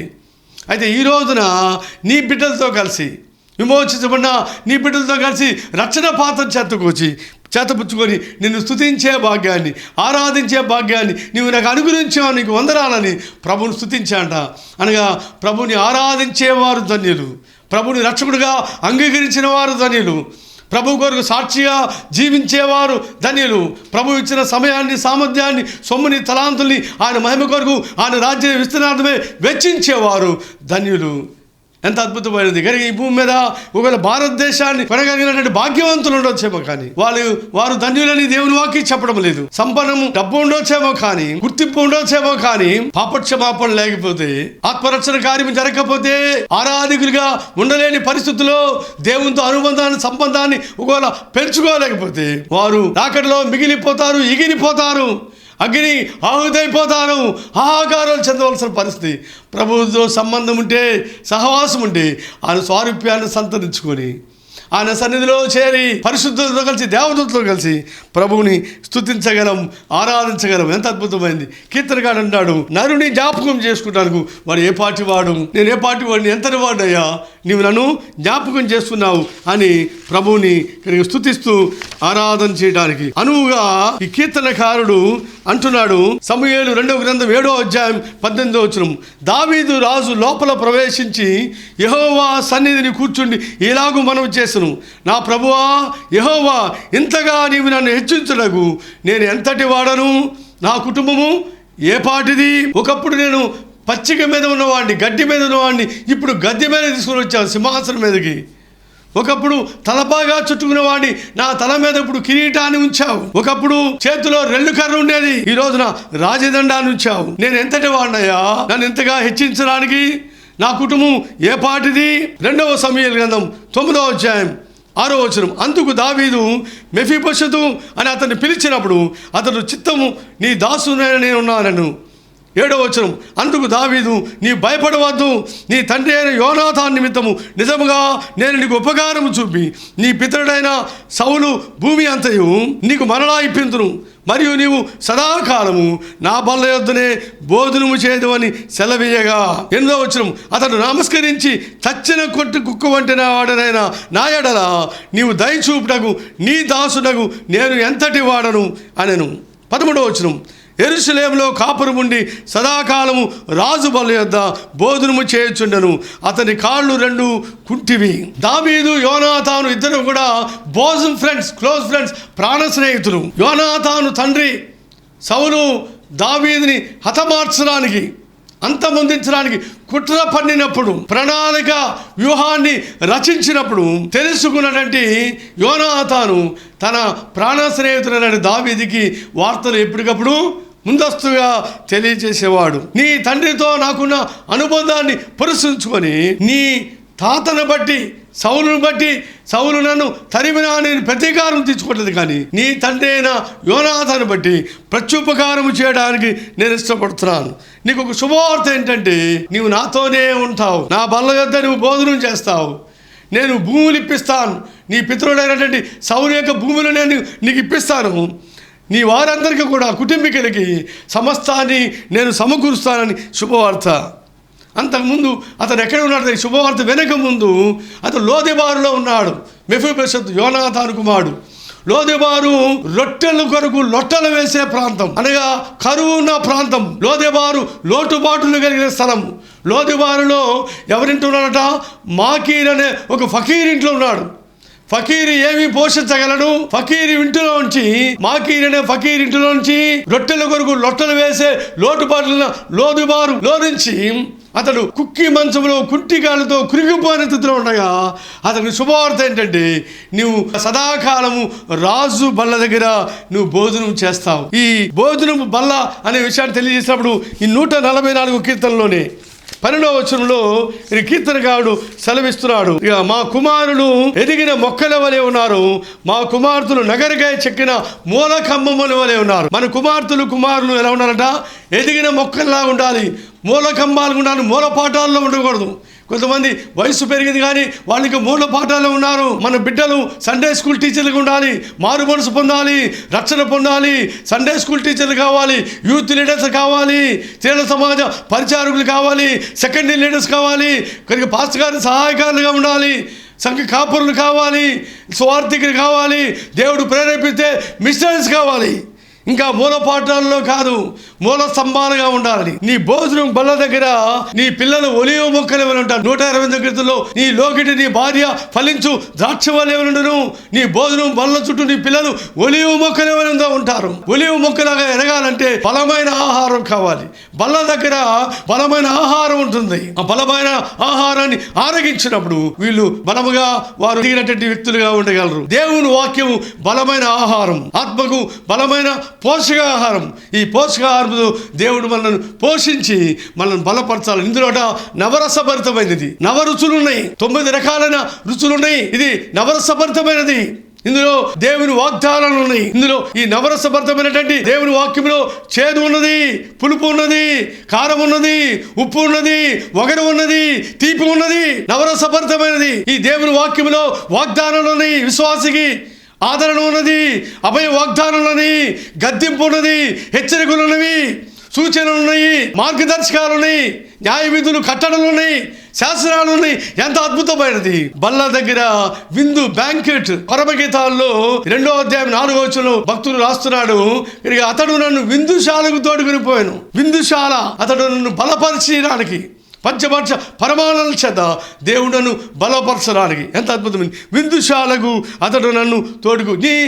కొన్ని స్థలాల్లో నెలకు ఒకసారి రక్షణ పొందిన బిడ్డలు వారు మొదటి వారము ప్రభు బల్ల సంస్కరణ కార్యంలో ఆరాధనలో పాల్గొంటారు. కొన్ని మందిరాల్లో ప్రతి ఆదివారం కూడా రొట్టె ద్రాక్షారసం ప్రభు బల్ల ఆరాధనలో వారు సంస్కరణ కార్యంలోకి వారు పాల్గొంటూ ఉంటారు. కీర్తనకారుడు, నన్ను ఎందుకయ్యా నువ్వు ఎన్నిక చేసుకున్నావు? ఏ పాటి వాడిని, ఎంతటి వాడు? నా తండ్రికి తల్లిదండ్రులకి 8 మంది బిడ్డలు ఉండగా కడసారి వాడైన నన్ను ఎందుకు కోరుకున్నావు? ఏ పాటి వాడినని, నేను ఎంతటి వాడినని నన్ను ఎన్నిక చేసావు, లక్ష్యం ఉంచావు. ఈ ఘనమైన స్థితిని నాకు ప్రసాదించావు. ఏమిచ్చినా రుణాన్ని తెచ్చుకోలేరు, ఏ విధంగా రుణాన్ని తెచ్చగలను. Let us stand together as a corporate body and worship the Lord. ఓ సామీపమైన శక్తిగా అందరం లేచి నిలబడదాం. ఏ పాటి దాన్నయ్యా, ఏ పాటి వాడినయ్యా నువ్వు నన్ను కోరుకున్నావు తండ్రి, నన్ను జ్ఞాపకం చేసుకున్నావు. నేను సాగిపోయే దాటిపోయే నీడ వంటి వాడను, చేద నుండి జారు బిందువు వంటి వాడను, త్రాసు మీద ధూళి వంటి వాడను, నేలను వలికితే ఎత్తలేని నీటి వంటి వాడను, ఎండిపోయే గడ్డి వంటి వాడను, వాడిపోయి రాలిపోయే పువ్వు లాంటి వాడను. నన్ను కోరుకున్నావు తండ్రి. ఒట్టి ఊపిరి వంటి వాడను, మూత తీస్తే ఎగిరిపోయే ఆవిరి వంటి వాడను. నన్ను రక్తమిచ్చి కొనుక్కున్నావు తండ్రి, నీ ప్రియబిడ్డగా చూస్తున్నావు. ఈ కరోనా దినాల్లో కొంతమంది నీ పిలుపుని అందుకున్నారు తండ్రి. అల్పుడును అల్పురాలనై ఉండగా మరింతగా నీ కొరకు సాక్షిగా జీవించినట్లు, నీ సంకల్పాన్ని నెరవేర్చినట్లుగా అయ్యా నీవు ఎన్నుకున్న విధానాన్ని బట్టి, మీ రక్తం ఇచ్చి కొనుక్కున్న విధానాన్ని బట్టి, ఆశని ఆరోగ్యాన్ని పొడిగించిన విధానాన్ని జ్ఞాపకం చేసుకుంటూ ఈ ఉదయకాలం ప్రభునందు ప్రియమైన సహోదరి సహోదరుడా, నీవు నేను మౌనంగా ఉండగలమా? ప్రభుని కీర్తించకుండా, స్తుతించకుండా, ఆరాధించకుండా ఉండగలమా? ఏ పాటి వాడనని నేను, నన్నెంతగానో ప్రేమించావు, అంచెలంచెలుగా హెచ్చించి నన్నెంతగానో దీవించావు. ఏ పాటి వాడనని నేను, నన్నెంతగానో ప్రేమించావు, అంచెలంచెలుగా హెచ్చించి ఎంతగానో దీవించావు. వందనం యేసయ్యా, వందనం యేసయ్యా, వందనం యేసయ్యా, వందనం యేసయ్యా. నీవు చేసిన మేళ్లకు, నీవు చూపిన కృపలకు, నీవు చేసిన మేళ్లకు, నీవు చూపిన కృపలకు, బలహీనులమైన మమ్ము నీవెంతగానో బలపరచావు. క్రీస్తు మహిమై కార్యములో ప్రతి అవసరమును తీర్చావు. బలహీనులమైన మమ్ము నీవెంతగానో బలపరచావు. క్రీస్తు మహిమై కార్యములో ప్రతి అవసరమును తీర్చావు. వందనం యేసయ్యా, వందనం యేసయ్యా, వందనం యేసయ్యా, వందనం యేసయ్యా. నీవు చేసిన మేళ్లకు, నీవు చూపిన కృపలకు. ఏ పాటు వాడు ప్రభువా? ఎండిపోయిన గడ్డి లాంటి, వాడిపోయే పువ్వు లాంటి, నేలను వణికిపోతే ఎత్తలాంటి నీటి వంటి వాడును, మూత తీస్తే ఎగిరిపోయి ఆవిరి వంటి వాడును, ఒట్టి ఊపిరి గట్టిగా శ్వాస పీల్చుకోలేని స్థితిలో ఊపిరితిత్తులు పాడైపోతుండగా ఊపిరి ఆగిపోతే ఒట్టి ఊపిరి లాంటి వాడును, సాగిపోయినా దాటిపోయిన నీడ వంటి వాడు, త్రాసు మీద ధూళి వంటి వాడు, చేదను జారు బిందువు లాంటి వాడు. నువ్వు జ్ఞాపకం చేస్తున్నావు ప్రభువా. మీ రక్తం ఇచ్చి మీ ప్రియ సొత్తుగా చేసుకున్నాడు తండ్రి. అనర్హుడు, నా పాత్రుడు, అయోగ్యుడు ప్రభా. ఈ ఘనమైన మహోన్నతమైన ఉత్కృష్ట పరిచయంలో మీరు అనుగురించిన పాలిభాగాన్ని పట్టిన తండ్రి. జారిపోయి ఉండగా నా మీద జారిపడి నీ వాక్యం ద్వారా నా ప్రభా సవరించి సమీపతులుగా చేసిన దేవుడు. ఏ విధం చేత రుణం తీర్చినాడు ప్రభా. సర్వమానవాళి పాపం ప్రాశ్చిత్తార్థమే కలవలసిలో కాచే ప్రశస్తమైన రక్తం ద్వారా అనిపించమని అమూల్యమైన రక్షణ పాత్రను చేతపుచ్చుకొని విమోచించబడిన ప్రియబిడ్డలు ఉదయకాలం ఇండియా అబ్రాడ్ ఆన్లైన్ వర్షిప్లో పాల్గొన్న ఆత్మీయులతో కలిసి ఈ స్తుతి ఆరాధన సమర్పిస్తున్నాను తండ్రి. ఆమేన్. Please be seated. దయచేసి కూర్చోండి. ఈ సమయంలో వాక్యం అందించడానికి ఏర్పాటు చేయబడిన దైవ సేవకులు రెవరెండ్ కె ప్రశాంత్ కుమార్ గారు, వారు ఫ్రెండ్స్ మిషనరీ ప్రేయర్ బ్యాండ్ వారు ప్రమోషన్ సెక్రటరీగా విజయవాడ ఉంటుండగా వారికి ఢిల్లీ ట్రాన్స్ఫర్ అయింది. ప్రస్తుతం వారు కొంతకాలంగా ఢిల్లీలో ఉన్నారు. ఈ కరోనా లాక్ డౌన్ లో మన మధ్యలో ఉన్నారు. ఉదయకాలం వాక్యం అందించవలసిన దైవ సేవకులు friends missionary prayer band promotion secretary reverend K Prashanth Kumar గారు ప్రేమతో ఆహ్వానిస్తూ ఈ విలువైన సమయాన్ని వారికి అప్పగిస్తాను. ఈరోజు మీ అందరితో కలిసి ప్రభువును ఆరాధించడానికి, దేవుని వాక్యాన్ని మీతో కలిసి ధ్యానం చేయడానికి దేవుడు నాకు ఇచ్చిన ఈ అవకాశం కొరకు దేవునికి నేను వందనాలు చెల్లిస్తూ ఉన్నాను. భయంకరమైన రోజుల్లో ఉన్నాం మనం. దాదాపు మనందరికీ తెలిసిన ప్రతి వ్యక్తికి ఒక స్నేహితుడు, ఒక బంధువు, ఒక ఇంట్లో వ్యక్తి ఈ కరోనా కాటుకి బలి అవ్వడం కూడా మనం చూస్తూ ఉన్నాం. ఆ దుఃఖాలన్నీ పక్కన పెట్టి కొద్ది సమయం మనం దేవుని యొక్క వాక్యాన్ని ధ్యానం చేద్దాం. మత్తయి సువార్త 7వ అధ్యాయం 7వ వచనంలో ప్రభు ఏం చెప్పాడంటే, అడుగుడి మీకు ఇయ్యబడును అని చెప్పి, మళ్ళా యోహాను సువార్తలో కూడా నా నామం పేరిట మీరు ఏది అడుగుదురో అది నేను మీకు తప్పకుండా చేస్తానని. అంటే మన ప్రార్థనలకి తప్పనిసరిగా జవాబు వస్తుందని ప్రభు చెప్పాడు. అయితే నిజంగా మన జీవితాల్లో అట్లా జరుగుతుందా? మన జీవితాల్లో మనం ప్రార్థన చేసిన వెంటనే, లేకపోతే తర్వాతనో, లేకపోతే కొన్ని సంవత్సరాలు అయిన తర్వాతనో మనకు నిజంగా జవాబు వస్తుందా? ఆ జవాబు కోసం వెదికే ఆ తీరిక మనకుందా? జవాబు కోసం వేచి ఉండే అలవాటు మనకుందా? జవాబు కోసం చూసే అలవాటు మనకుందా? మనం చాలాసార్లు చేసే ప్రార్థనలు అట్లా చేసి అట్లా మర్చిపోతూ ఉంటాం. కొన్నిసార్లు మనం ఎంత తీవ్రంగా చేసినా కూడా మనకు జవాబు రాదు అనుకుంటాం. జవాబు రాదు కూడా. కొన్నిసార్లు చాలా లేట్గా వస్తుంది. కొన్నిసార్లు ఎంత గింజుకున్నా కూడా దేవుడు మౌనంగా ఉండిపోతాడు. కొన్నిసార్లు చాలా తక్కువ సార్లు మనం దేనికోసం అయితే స్పెసిఫిక్గా ప్రార్థన చేశామో అది మనకు జరుగుతూ ఉంటుంది. ఎందుకు ఇట్లా అవుతూ ఉంది?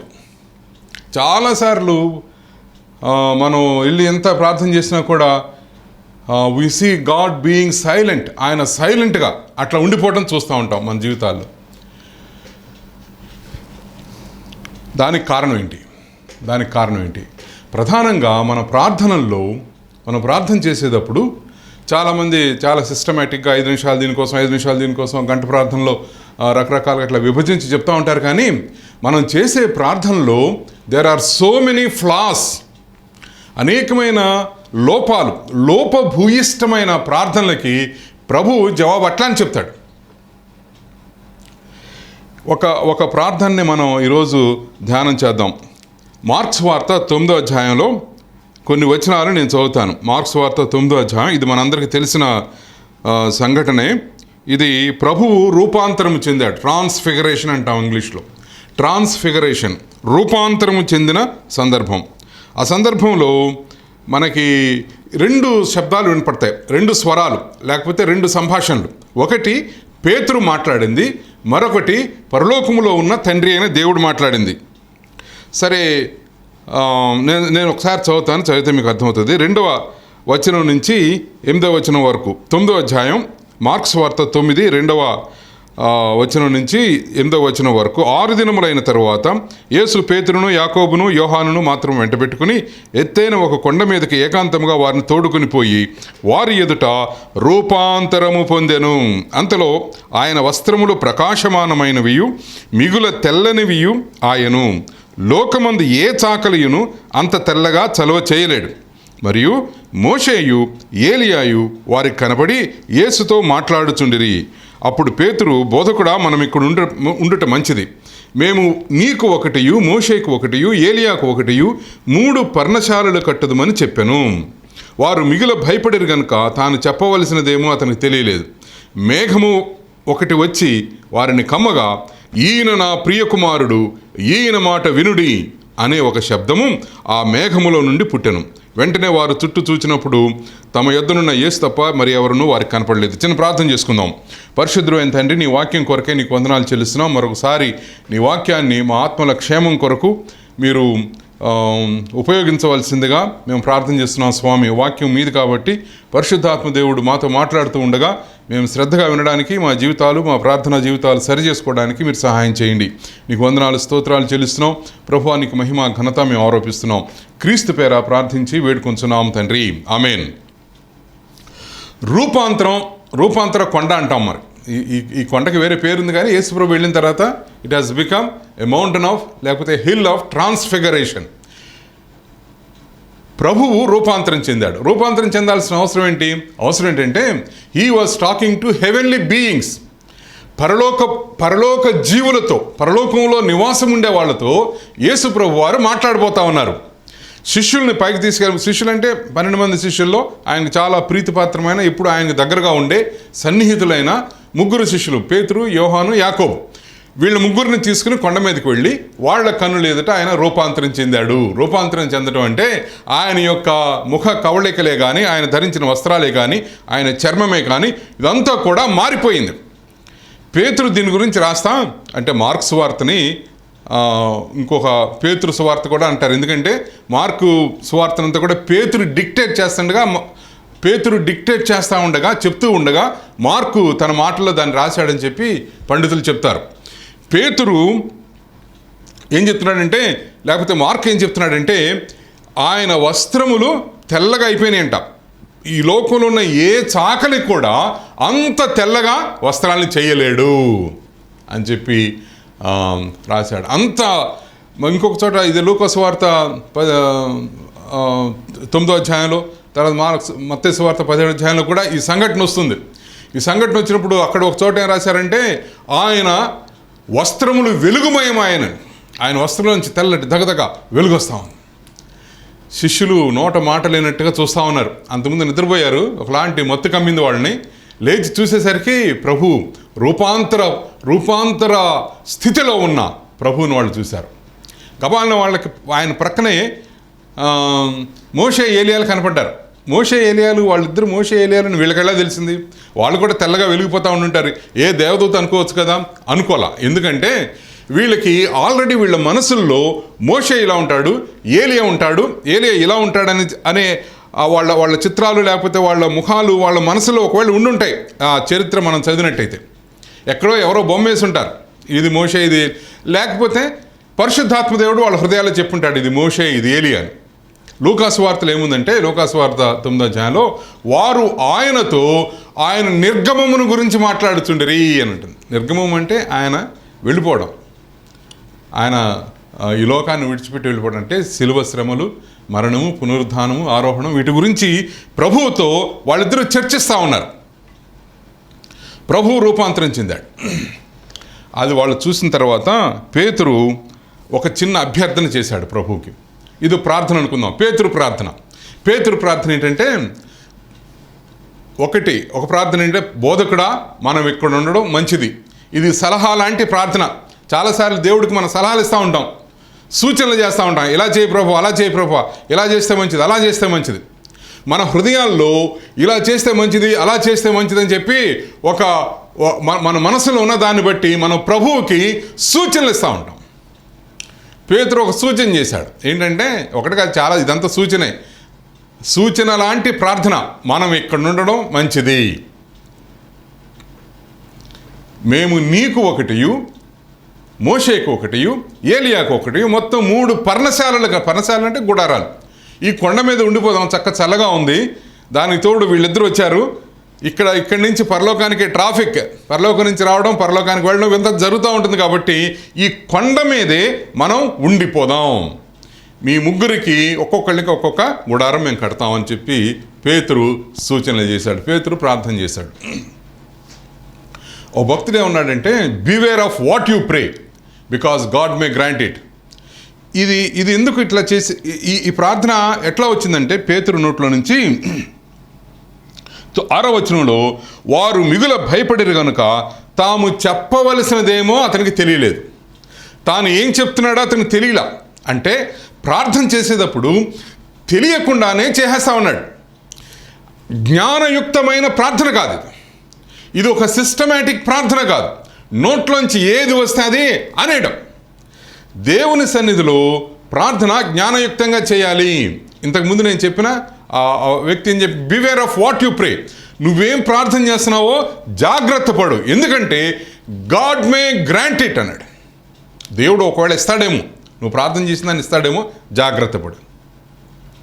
ఇశ్రాయేలీలు ఐగుప్తు నుంచి బయటకు వచ్చేటప్పుడు మొట్టమొదటి వాళ్ళకి నీళ్ళు, వాళ్ళు చాలా సణుక్కుంటా, ఎందుకు ఇట్లా, దేవుడు ఎట్లాగో నీళ్ళు ఇస్తాడు, బయటికి తెచ్చుకున్న దేవుడు వాళ్ళని పోషించకుండా ఉంటాడా, నీళ్ళు ఇస్తే నీళ్ళు ఇచ్చాడు.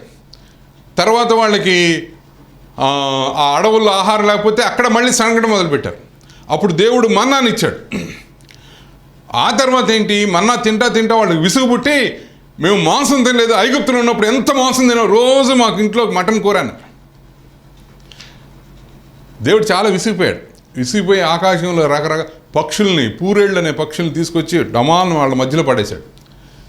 ప్రతివాడు లేచి చూసరికి దారంతా పక్షులే. వాళ్ళని పట్టున వాళ్ళు తిన్నారు. 78వ కీర్తనలో ఏముందంటే, వాళ్ళు అడిగారంట, అడిగితే దేవుడు వాళ్ళకి ఇచ్చిన తర్వాత అది వారి నోటిలో ఉండగానే, వారు నములుతూ ఉండగానే ఆయన వారిని సంహరించినను. దేవుడు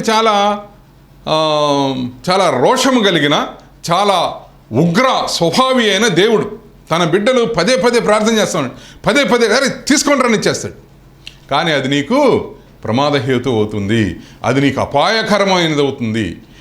ఆలోచించకుండా నీ అవసరాల గురించి కానీ, సరైన అవసరాల గురించి కానీ, దేవుని యొక్క అవసరాల గురించి కానీ, సంఘము యొక్క అవసరాల గురించి కానీ ఆలోచించకుండా నీ ఇష్టం వచ్చినట్టు నువ్వు ప్రార్థన చేస్తే అది నీకు వినాశహేతు అవుతుంది, కానీ అది నీకు మేలుకరం కాదు, అది నీకు కీడే జరుగుతుంది. జ్ఞానయుక్తంగా ప్రార్థన చేయాలి. బిలాం అనేవాడు పాత నిబంధనలో, బాలాక్ అనే మోయాబు రాజు, ఇశ్రాయేలు వెళ్తూ ఉన్నారు. మోయాబు రాజు భయపడి వీళ్ళకి ఏదైనా శాపం పెడదాం అనుకున్నాడు. అనుకుని చూస్తే బిలాం అనే ప్రవక్త, చాలా పెద్ద ప్రవక్త, ఆ ప్రవక్తని పిలిపించాడు. ప్రవక్తకి కబురు పెట్టాడు, నువ్వు వెంటనే వచ్చి ఇశ్రాయేలుని శపించు అన్నాడు. అప్పుడు బిలాం ఏమన్నాడు, ఇశ్రాయేలు దేవుని ప్రజలు, వాళ్ళని శపించడం కుదరదన్నాడు. బాలాకు రాజు ఏమన్నాడంటే, నీకు డబ్బులు ఇస్తాను, స్థలాలు ఇస్తాను, నీకు ఇష్టం, నీకు ఏది కావాలంటే అది ఇస్తాను. అప్పుడు ఈ బిలాం అనే ప్రవక్త దేవుని దగ్గరికి వెళ్ళి ప్రార్థన చేశాడు. ప్రభువా, నేను వెళ్ళి వాళ్ళని శపించమంటున్నాడు, చాలా డబ్బులు కూడా ఇస్తానన్నాడు, నేను వెళ్ళి శపించొచ్చా అని అడిగాడు. దేవుడు అన్నాడు, జాగ్రత్త సుమి, వాళ్ళు నా ప్రజలు, నువ్వు వెళ్ళటానికి వీల్లేదు, శపించద్దు. దేవుడు నాకు జవాబు ఇవ్వలేదయ్యా, నన్ను వద్దన్నాడు, కాబట్టి నేను శపించనని చెప్తే బాలాక్ రాజు నేను ఇంకా డబ్బులు ఇస్తాన్నాడు. డబ్బులు పెరుగుతా ఉన్నాయి ఒక ప్రక్కన దేవుడు వెళ్ళొద్దంటున్నాడు.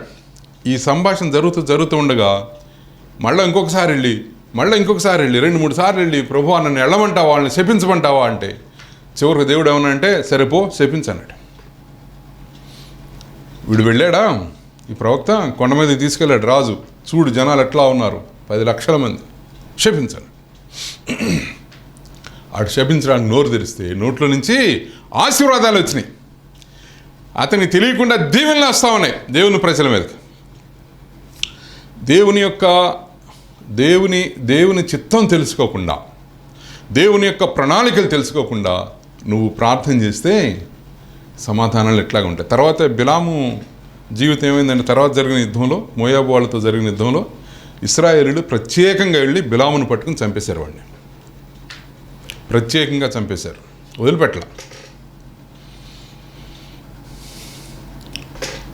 జ్ఞానయుక్తం కాని ప్రార్థన పేతురు చేస్తామన్నాడు, నెంబర్ 1.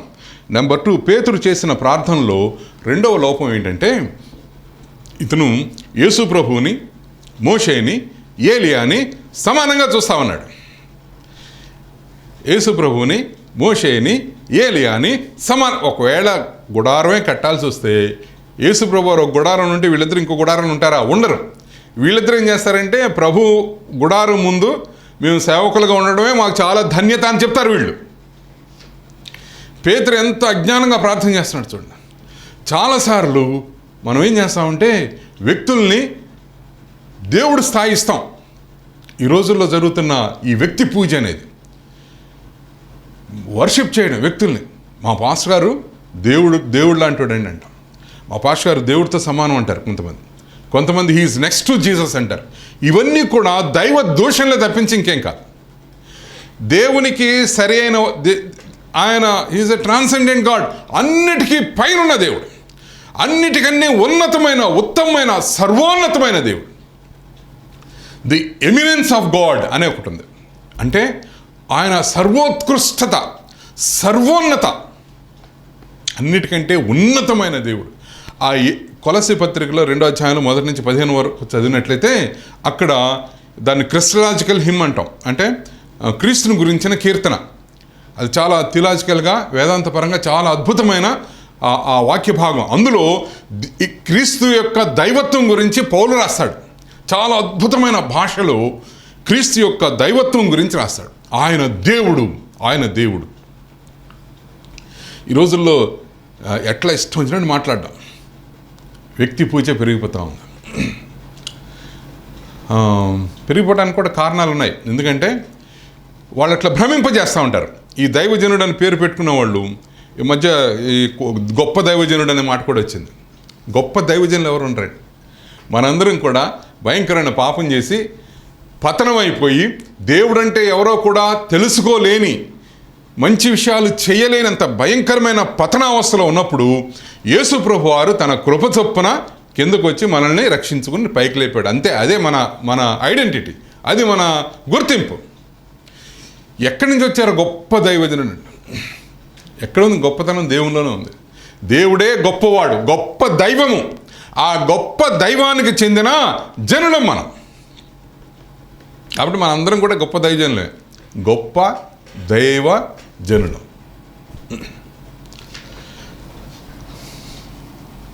మనుషులతో యేసు ప్రభుని ఈక్వేట్ చేయడం రకరకాలుగా, ఇదంతా కూడా మన పాపులర్, మన చుట్టూ ఉన్న సంస్కృతి, హైందవ సంస్కృతి నుంచి వచ్చింది. ప్రతిదీ కూడా దేవుడే, ప్రతిదీ కూడా భగవత్ స్వరూపమే.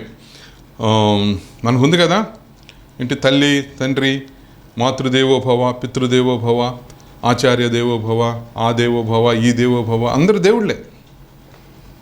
ఇది ఇక్కడ చెల్లదండి, చెల్లదు. You cannot equate God with anything, with anyone. దేవునితో సమానంగా ఎవరిని చేయడానికి వీల్లేదు. కానీ పేతురు చేశాడు. పేతురు అన్నాడు, మోషే, ఏలియా, నువ్వు సమానమే, మీ ముగ్గురికి మేము గుడారాలు కదా. ఎంత లోపభూయిష్టమైన, లోపముతో నిండిన ప్రార్థన చూడండి. ఇది అందరికీ సంభవిస్తుంది.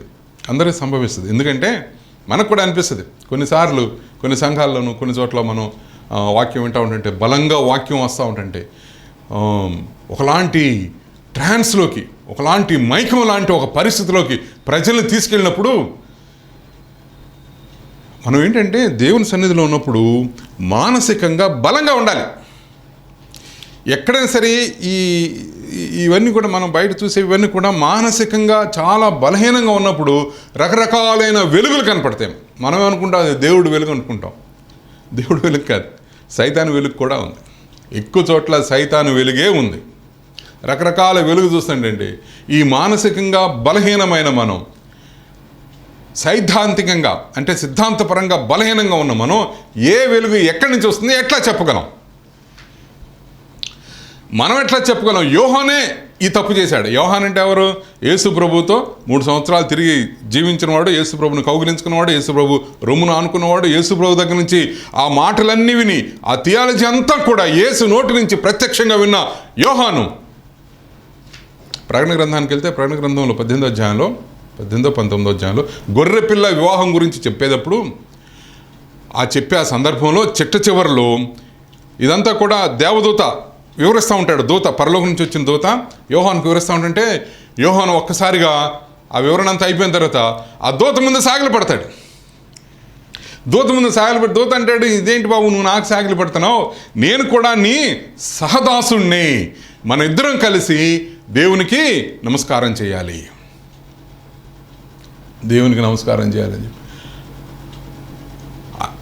ఈ 60 సంవత్సరాల అనుభవం యోహానికి.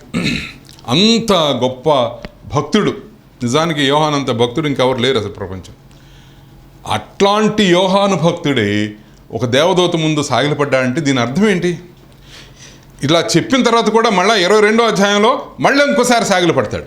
అప్పుడు మళ్ళీ ఇంకోసారి దేవదూత మందలిస్తాడు, నేను నీ సహదాసుడిని. అరే నీకే ఎక్కువ, నువ్వు ఇంకా ఎక్కువ ధన్యుడు నాకంటే. ఎందుకంటే నువ్వు యేసు ప్రభువుని తాకావు. ప్రభువుని, దేవుణ్ణి తాకే అర్హత మాకు లేదు. దేవదూతలు ప్రభు ఏం చెప్తే అది మేము చేయడమే, కానీ ఆయనతో స్నేహం చేసే అలవాట్లేదు, స్నేహం చేసే వీలు లేదు, ఆ అర్హత, యోగ్యత మాకు లేదు. కానీ మీకు ఇచ్చాడు దేవుడు. మనం దేవదూతల కంటే అధికులం అండి, దేవదూతల కంటే అధికులం. దేవదూత చూసినప్పుడు అలా నమస్కారం చేస్తుంటే దేవదూత యోహానంతటి సీనియర్ భక్తుడిని దాదాపు 60 సంవత్సరాలు, 90 సంవత్సరాల వయసులో రాశాడు. 90 సంవత్సరాల వయసులో సాగిలపడ్డాడు. దేవదూత అలాంటి యోహాన్ని మందలించి, ఇదంతా దీనికి కారణం ఏంటంటే ఒకలాంటి పారవశ్యం చెందటం. ఒక్కొక్క సందర్భంలో ఒక్కొక్క పాట పాడేటప్పుడు, ఒకలాంటి మ్యూజిక్ వినేటప్పుడు, ఆ మ్యూజిక్ వాయించే వాళ్ళు చేసే విన్యాసాలు చూసేటప్పుడు, ఈ వాతావరణం, చుట్టూ ఉన్న ప్రజలు, ఇదంతా మనకి ఏం కలగజేస్తుందంటే ఒకలాంటి పరవశం కలగజేసినప్పుడు, ఈ పరవశం వచ్చినప్పుడు మనకి మన పాస్టర్ గారు ఓ దేవుళ్ళ కనపడతాడు. ఇది పేతురు చేశాడు తప్పు. యేసు ప్రభువుని ఇంకెవరితో కూడా ఈక్వేట్ చేయటానికి, అంటే సమానం చేయడానికి వీలు లేదు. ప్రార్థనలు దైవ చిత్తానికి అనుకూలమైన ప్రార్థనలుగా ఉండాలి. ఇది 2వ లోపం. మొదటిది, ఇది జ్ఞానయుక్తమైన ప్రార్థన కాదు. రెండవది, ఇది యేసు ప్రభువుకి రావాల్సిన మహిమ. అసలు మనం ప్రార్థన చేసినా, మనం జీవించినా, మనం ప్రసంగం చేసినా, మన జీవితాలు ఎట్లా ఉన్నా, ఏదైనా సరే చివరి పర్పస్, ఉద్దేశం ఏంటంటే దేవునికి మహిమ కలగాలి. దేవునికి మహిమ కలగడానికే యేసు ప్రభు, దేవునికి మహిమ కలగడానికే పరిశుద్ధాత్మ దేవుడు. దేవునికి మహిమ కలగాలి. మనం ఏం చేసినా కూడా మహిమంతా ఆయనకి చెందాలి. మహిమ మోషేకి, ఏలియాకి కాదు. నిజమే, మోషే వాళ్ళకి ధర్మశాస్త్రాన్ని ఇచ్చాడు. ఏలియా అనేవాడు ఈ ప్రవక్తలందరికీ ప్రతినిధిగా ఉన్నాడు.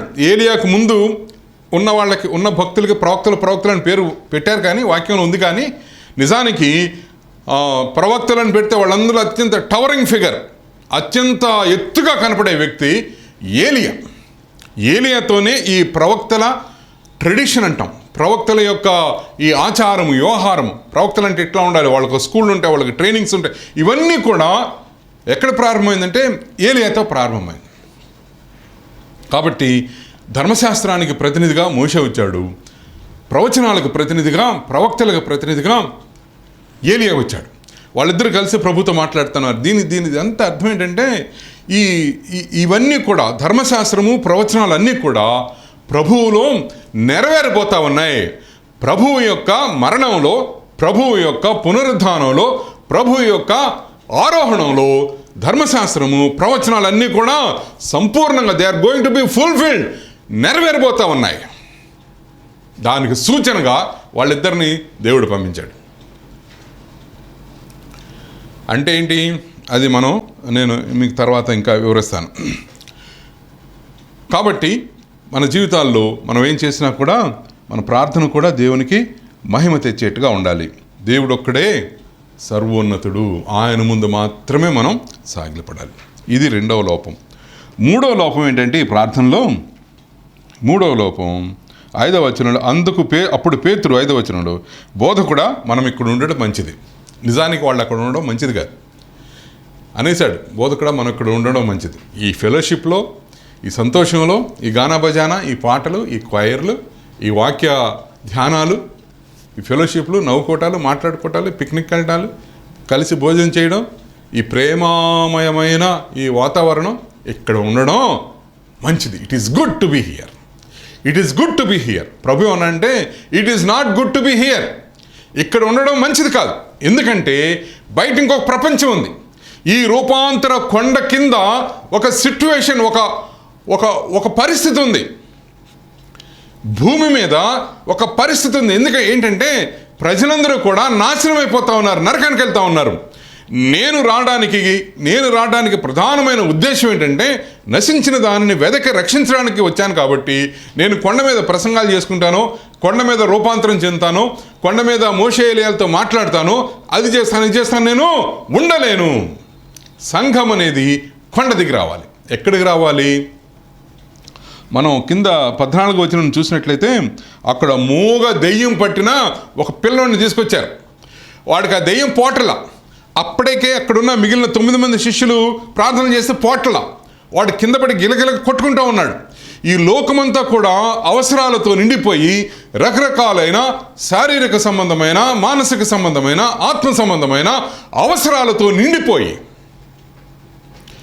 కొట్టుమిట్టాడుతూ ఉన్న లోకం ఉంది.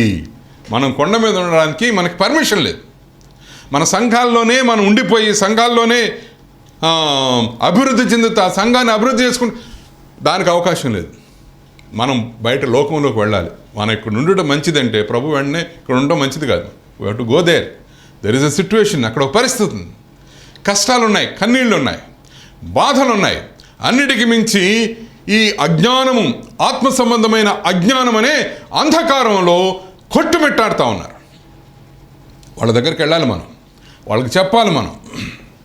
భారతదేశంలో చాలా భయంకరమైన పరిస్థితులు. ఎన్ని ఆదివాసీ జాతులు ఉన్నాయి, ఎన్ని కులాలు ఉన్నాయి, ఎంతమందికి ప్రభువు తెలుసు, ఎంతమందికి యేసుక్రీస్తు తెలుసు.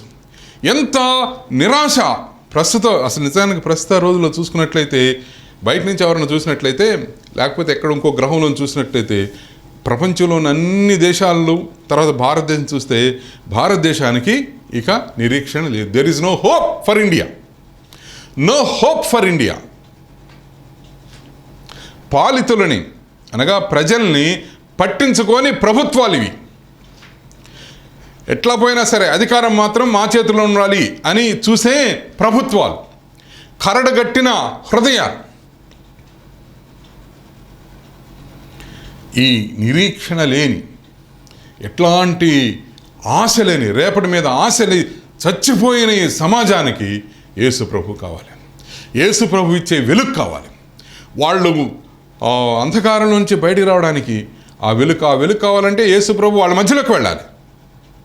ప్రభు అంధకారంలోకి దిగి వచ్చాడు. వెలుగుమయమైన ప్రాంతంలో నుంచి ఈ చీకటిగా ఉన్న లోకంలోకి వచ్చాడు. లోకంలోకి వచ్చి నువ్వు ఎందుకు వచ్చావంటే నశించిన దానిని వెదకి రక్షించడానికి. ఎటు చూసినా కూడా నశించిన ఈ జాతులే కనపడతా ఉన్నాయి. తప్పిపోయిన గొర్రెలు కనపడతా ఉన్నాయి. ప్రభు హృదయంతో మన హృదయం ఎలా అయినైతే, అంటే ఆయన హృదయంతో సరిగా మన హృదయాలు ఉన్నట్లయితే మనం ఏం చేస్తామంటే, ఈ సరే కొండ మీద ఉంటుంది అంతా బాగానే ఉంది, కానీ కిందున్న మనుషుల కొరకు మనం ప్రార్థన చేస్తాం. నశించిపోతున్న మనుషుల కొరకు మనం ప్రార్థన చేస్తాం. నశించిపోతున్న జాతుల కొరకు మనం ప్రార్థన చేస్తాం. నశించిపోతున్న ఈ దేశం కొరకు మనం ప్రార్థన చేస్తాం.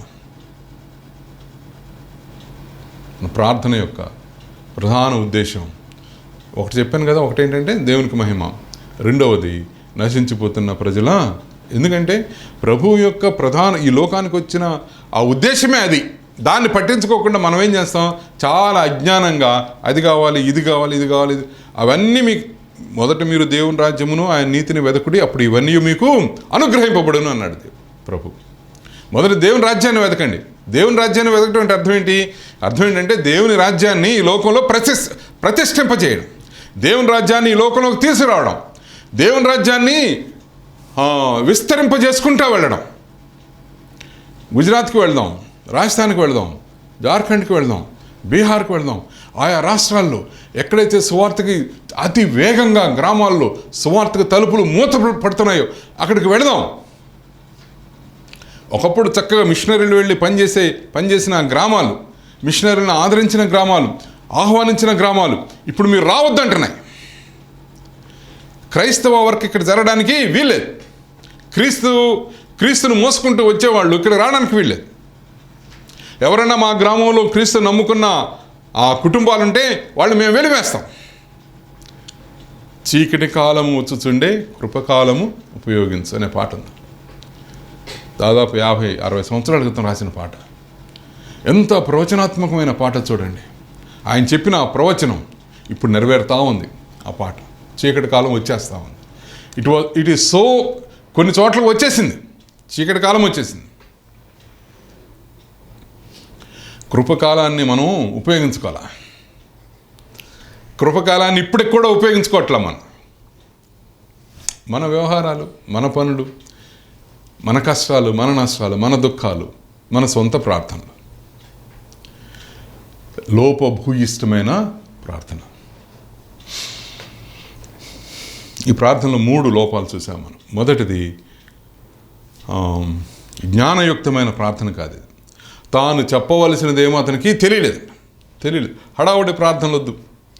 హడావుడిగా మనసులోకి ఏది వస్తే అది మాట్లాడేయటం, దేవుని సన్నిధిలో ఇష్టం వచ్చినట్టుగా ప్రార్థనలు చేసేయటం. సరైన మాటలు లేవు, సరైన ఆలోచనలు లేవు, నువ్వు దేనికోసం ప్రార్థన చేస్తున్నావో నీకు తెలియదు, దేనికోసం ప్రార్థన చేయాలో నీకు తెలియదు. ప్రారంభం చేయటమే నీతో ప్రారంభం చేస్తున్నావు, కొనసాగించడం నీతో కొనసాగిస్తున్నావు, ముగించడం నీతో ముగిస్తున్నావు. మళ్ళీ అంటున్నావు నాకు దేవుడు ఏం చేయట్లేదు. నో, దేవునికి మహిమ రావాలి నీ ప్రార్థన ద్వారా. జ్ఞానయుక్తమైన ప్రార్థన చేయాలి. రెండవది దేవునికి మహిమకరంగా నీ ప్రార్థన ఉండాలి. మోషేకు ఒకటి, ఏలియాకు ఒకటి, అది చెల్లదు ఇక్కడ. ప్రభువా నువ్వే నమ్మకమైన వాడివి, ప్రభువా నువ్వే సర్వోన్నతమైన వాడివి, నిన్ను ఇంకెవరికి నేను ఈక్వేట్ చేయడానికి వీల్లేదు. ఈ అసందర్భమైన ప్రలాపనలు, అసందర్భమైన అవమానకరమైన దైవ దూషణతో కూడుకున్న మాటలు మన నోట్ల నుంచి రావడానికి వీల్లేదు. నువ్వు దేవుడు అయ్యా, నువ్వు దేవుడితో అసలు దేవుడు అనే పదం చాలా పవిత్రమైన పదం. అది ఉచ్చరించడానికి కూడా మనకి యోగ్యత లేదు. దాన్ని చుట్టూ ఉన్న సమాజం చాలా హీనం చేసేసింది. It has degraded the word God. దేవుడు అనే మాటని అత్యంత అధమంగా హీనపరిచింది ఈ చుట్టూ ఉన్న సమాజం. ఓట్లేసిన వాడు దేవుడే, బట్టలు కొన్నవాడు దేవుడే, కస్టమర్ దేవుడు అంటాడు. పుస్తకం కొనుక్కుని చదువుకున్నవాడు పాఠక దేవుడు అయిపోయాడు. ఉద్యోగం చెప్పినవాడు గురువు దేవుడు అయిపోయాడు. ఏదన్నా కొనిచ్చినవాడు తండ్రి దేవుడు అయిపోయాడు. అందరు దేవుళ్ళు అయిపోయారు. బైబిల్లో దేవుడు తనకు రావాల్సిన ఆ ఘనతని కానీ, తనకు చెందాల్సిన మహిమని కానీ ఇంకెవ్వరితో కూడా ఆయన పంచుకోడు, షేర్ చేసుకోడు. సమస్త మహిమ, ఘనత సమస్తము ఆయనకే చెందాలి, ఆయనకే చెందాలి. ఇది పేతురు చేసిన రెండవ లోపం. మూడవది, అక్కడే ఉండిపోదాం అన్నాడు. ఇక్కడ ఉండటం మంచిది, ఇక్కడ ఉండటం మంచిది కాదు. కిందకి వెళ్ళి ఈ సువార్త సేవలో, అంటే మన భాషలో మిషనరీ పరిచర్యలో మనం పాల్గొనాలి. కింద మోగ దెయ్యం బట్టి పిల్లాడు అల్లాడిపోతా ఉంటే తీసుకొచ్చిన తండ్రి యేసుప్రభు దగ్గరికి ఎంత ఆశగా తెచ్చి ఉంటాడు. ఏ ఊరు నుంచి తీసుకొచ్చాడో తెలియదు. ప్రభు పలానా చోట ఉన్నాడని తెలిసింది. పిల్లాడిని తీసుకున్నాడు. వాడికి దెయ్యం బట్టి వాడు వదిలేస్తే కింద పడి గిలగలు, ఎంత కష్టం అది. వాడిని తీసుకురాడు. అంత కష్టపడి ఆశతో. మనకి హీలింగ్ మీటింగ్ జరుగుతాయి కదా, అప్పుడప్పుడు నేను వెళ్ళను, కానీ ఎప్పుడన్నా వెళ్ళినప్పుడు ఆ గేట్ దగ్గర అక్కడ నిలబడి చూస్తున్నాను. పెద్ద పెద్ద క్రూసెట్ జరిగినప్పుడు ఈ ప్రపంచ ప్రసిద్ధి చెందిన ఈ సేవకులందరూ వచ్చేసి ఆ హీలింగ్ చేస్తా హా హో అంటండి. కూర్చున్న వాళ్ళందరూ పరవశంలో అయిపోయి అయ్యో అయ్యగారు అని చూస్తూ ఉంటే, ఓ గొప్ప దైవజనం చూస్తూ ఉంటే నేను మూలం చూస్తూ ఉంటా. ఈ చక్రాలు బండేసుకుని వస్తూ ఉంటారు కొంతమంది, వాళ్ళని తోసుకుంటూ వస్తారు కొంతమంది. నేను వైజాగ్లో చాలా సంవత్సరాలు కొన్ని వందల చక్రాల బళ్ళు వచ్చినాయి. కొంతమంది హాస్పిటల్లో పర్మిషన్ తీసుకొచ్చారు, స్వస్థత జరుగుతుందని. నేను అలా చూస్తుండగానే మీటింగ్ అయిపోయింది. స్టేజ్ మీద 2-3 చక్రాలు తీసుకెళ్లారు, చక్రాల బళ్ళు. ఆ బళ్ళలోంచి ఒకడు గబాలను దూకేసి అటు ఇటు పరిగెత్తుకుంటే జంప్ చేసుకుంటూ వెళ్ళిపోయాడు. అయిపోయింది ఆ షో. అది ప్రదర్శన అయిపోయిన తర్వాత తిరిగి ప్రజలందరూ వెళ్తూ ఉంటుంటే ఇవే చక్రాలు ఎన్ని లోపలికి వెళ్ళియో అన్ని చక్రాల బళ్ళు అలాగ తోసుకుంటా మళ్ళీ బయటికి వెళ్ళిపోయారు. ఎంత అన్యాయం అండి, ఎంత అన్యాయం. దేవునికి ఎంత అవమానం అది. దేవుని దగ్గరికి వచ్చిన వాళ్ళు స్వస్థత లేకుండా వెళ్ళడం అనేది ఎంత అవమానం. దేవుని నామాన్ని అవమానపరిచేది వీళ్ళు కదా, ఈ గొప్ప దైవజనులు కదా. కింద ఇంకొక సమాజం ఉంది, అవసరాలతో నిండిపోయిన సమాజం ఉన్నది. ప్రభు కిందకు వచ్చిన తర్వాత అడిగాడు, ఏంటి ఎందుకు చేయలేకపోయారు మీరంటే, ఆయన స్వస్థపరిచిన తర్వాత శిష్యులు వచ్చి అడిగారు, నువ్వు ఊరికి మాట చెప్పగానే వెళ్ళిపోయింది దెయ్యం, మేమెందుకు చేయలేకపోయామంటే ప్రభు అన్నాడు, ప్రార్థన వల్లనే అవుతుంది. అయ్యో మేము ప్రార్థన చేసాం కదండి అయినా అవ్వలేదు అంటే మీరు సరిగ్గా ప్రార్థన చేయాల. ఎలా ప్రార్థన చేయాలో అలా చేయలా. మీ ప్రార్థన చాలా అజ్ఞానంగా ఉంది. మీ ప్రార్థనలో దేవునికి మహిమ లేదు. మీ ప్రార్థనలో సమాజం పట్ల ఆ కన్సర్న్ అది లేదు. నీ ప్రార్థనలో తీవ్రత లేదు. నశించిపోయిన సమాజం పట్ల మీ ప్రార్థనలో ఒక భారము కానీ ఒక వేదన కానీ లేదు. హృదయంలో వేదన లేకుండా, హృదయంలో బాధ లేకుండా ఈ ప్రజల కోసం ఎక్కడి నుంచి వస్తుంది? ప్రార్థనకు జవాబులు ఎట్లా వస్తాయి? అడుగుడి మీకు ఇవ్వబడినంటే సరిగా అడగండి మీకు ఇవ్వబడుతుంది. సరిగా అడగండి అంటే ఇంకా చాలా ఉన్నాయి, అందులో 3 చెప్పాను. జ్ఞానయుక్తమైన ప్రార్థన, దేవునికి మహిమ తెచ్చే ప్రార్థన, చుట్టూ ఉన్న ఆత్మల కొరకు, నశించిపోయే ఆత్మల కొరకు ప్రార్థన. సరే, ఈ ప్రార్థనకి పేతురు చేసిన ప్రార్థనకి జవాబు వచ్చేసింది. అక్కడికక్కడే వచ్చింది. ఎక్కడ తెలుసా? 7వ వచనంలో, మేఘం ఒకటి వచ్చి వారిని కమ్మగా ఈయన నా ప్రియకుమారుడు, ఈయన మాట వినుడని ఒక శబ్దము ఆ మేఘములో నుంచి వచ్చెను.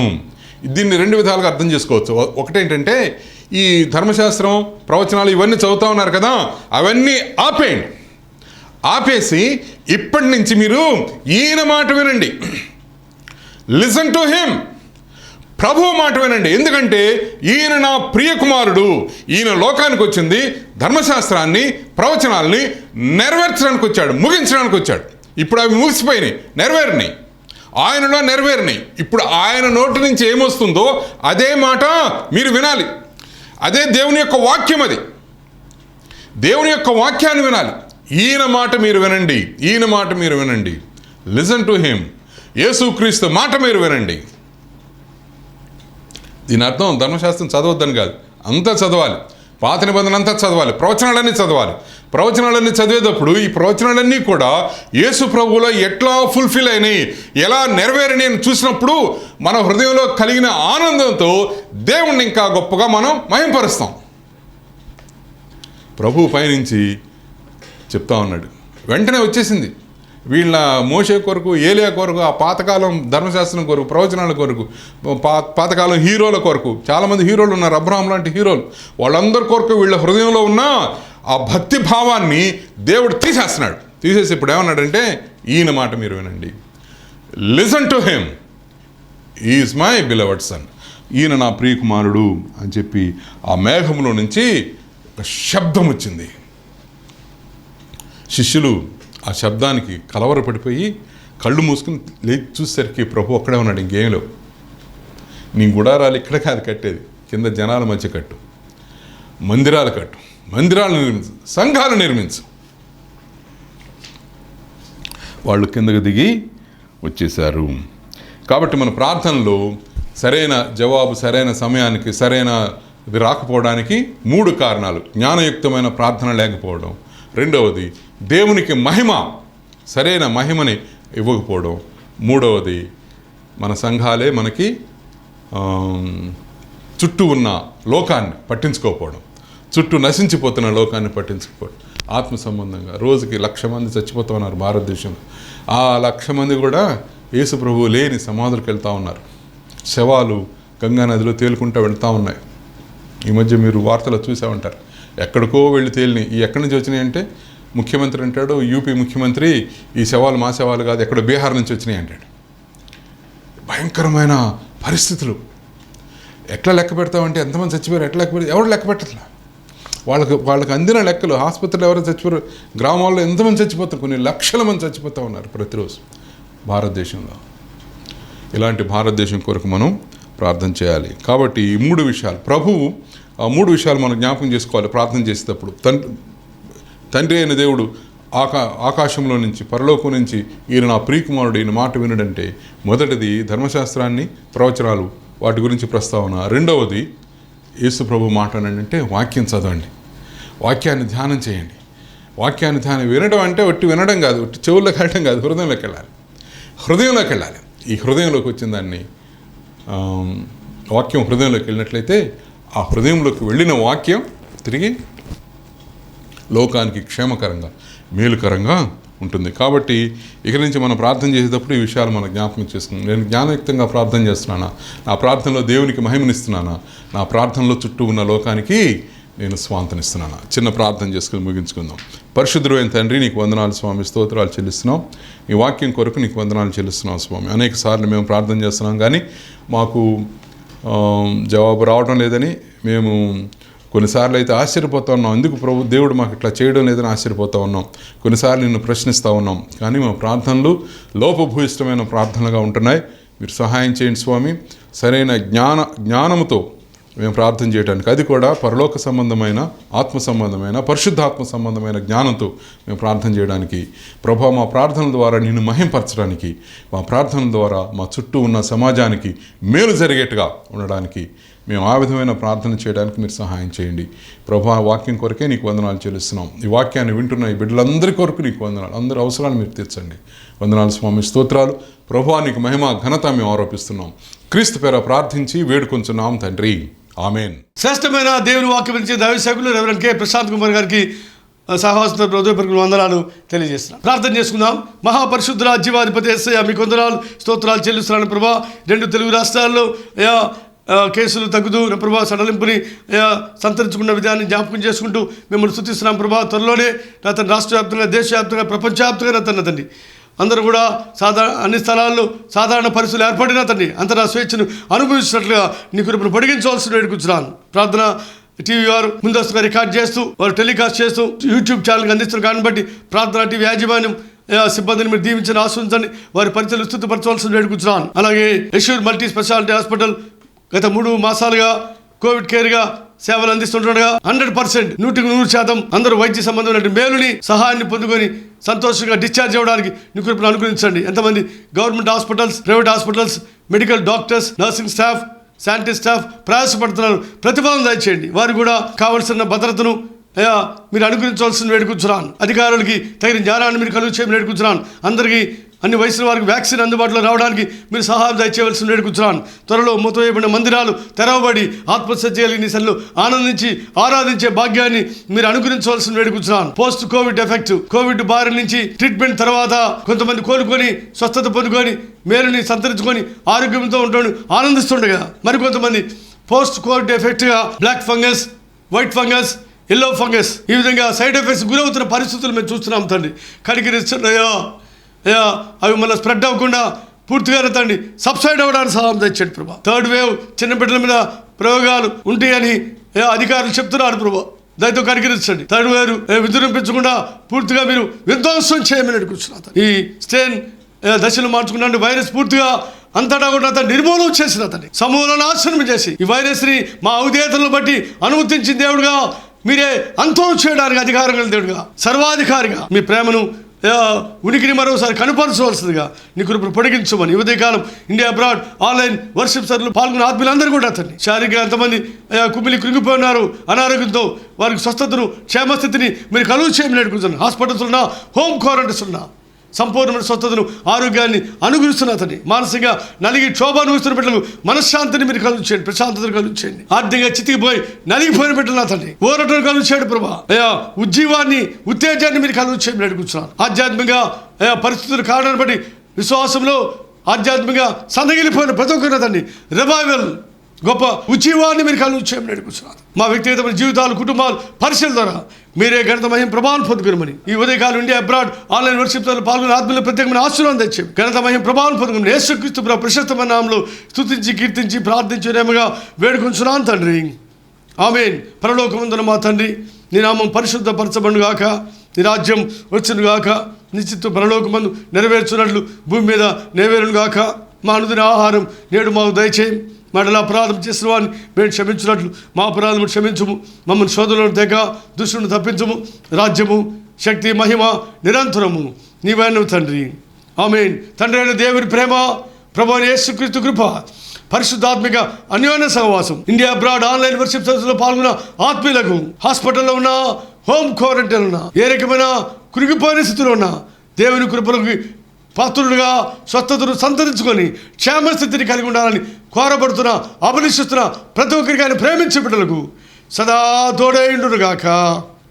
ఆమేన్. అందరూ కూడా దయచేసి చేతులు పైకెత్తి ప్రభుని స్తుతిద్దాం, ఆరాధించేద్దాం. ఆశీర్వాదంబుల్ మా మీద వర్షింప చేయు మీసా, ఆశతో నమ్మియున్నాము నీ సత్య వాగ్దత్తము. నిమ్మాయి మీద కృమ్మరించుము దేవా, క్రమార ప్రేమ వర్షం కృమ్మరించుము దేవా. ఆమేన్. అందరికీ వందనాలు. బలో యేసు మహారాజ్కే జై. త్వరలో రారాజు రాబోతున్న యేసు రాజుకే జై.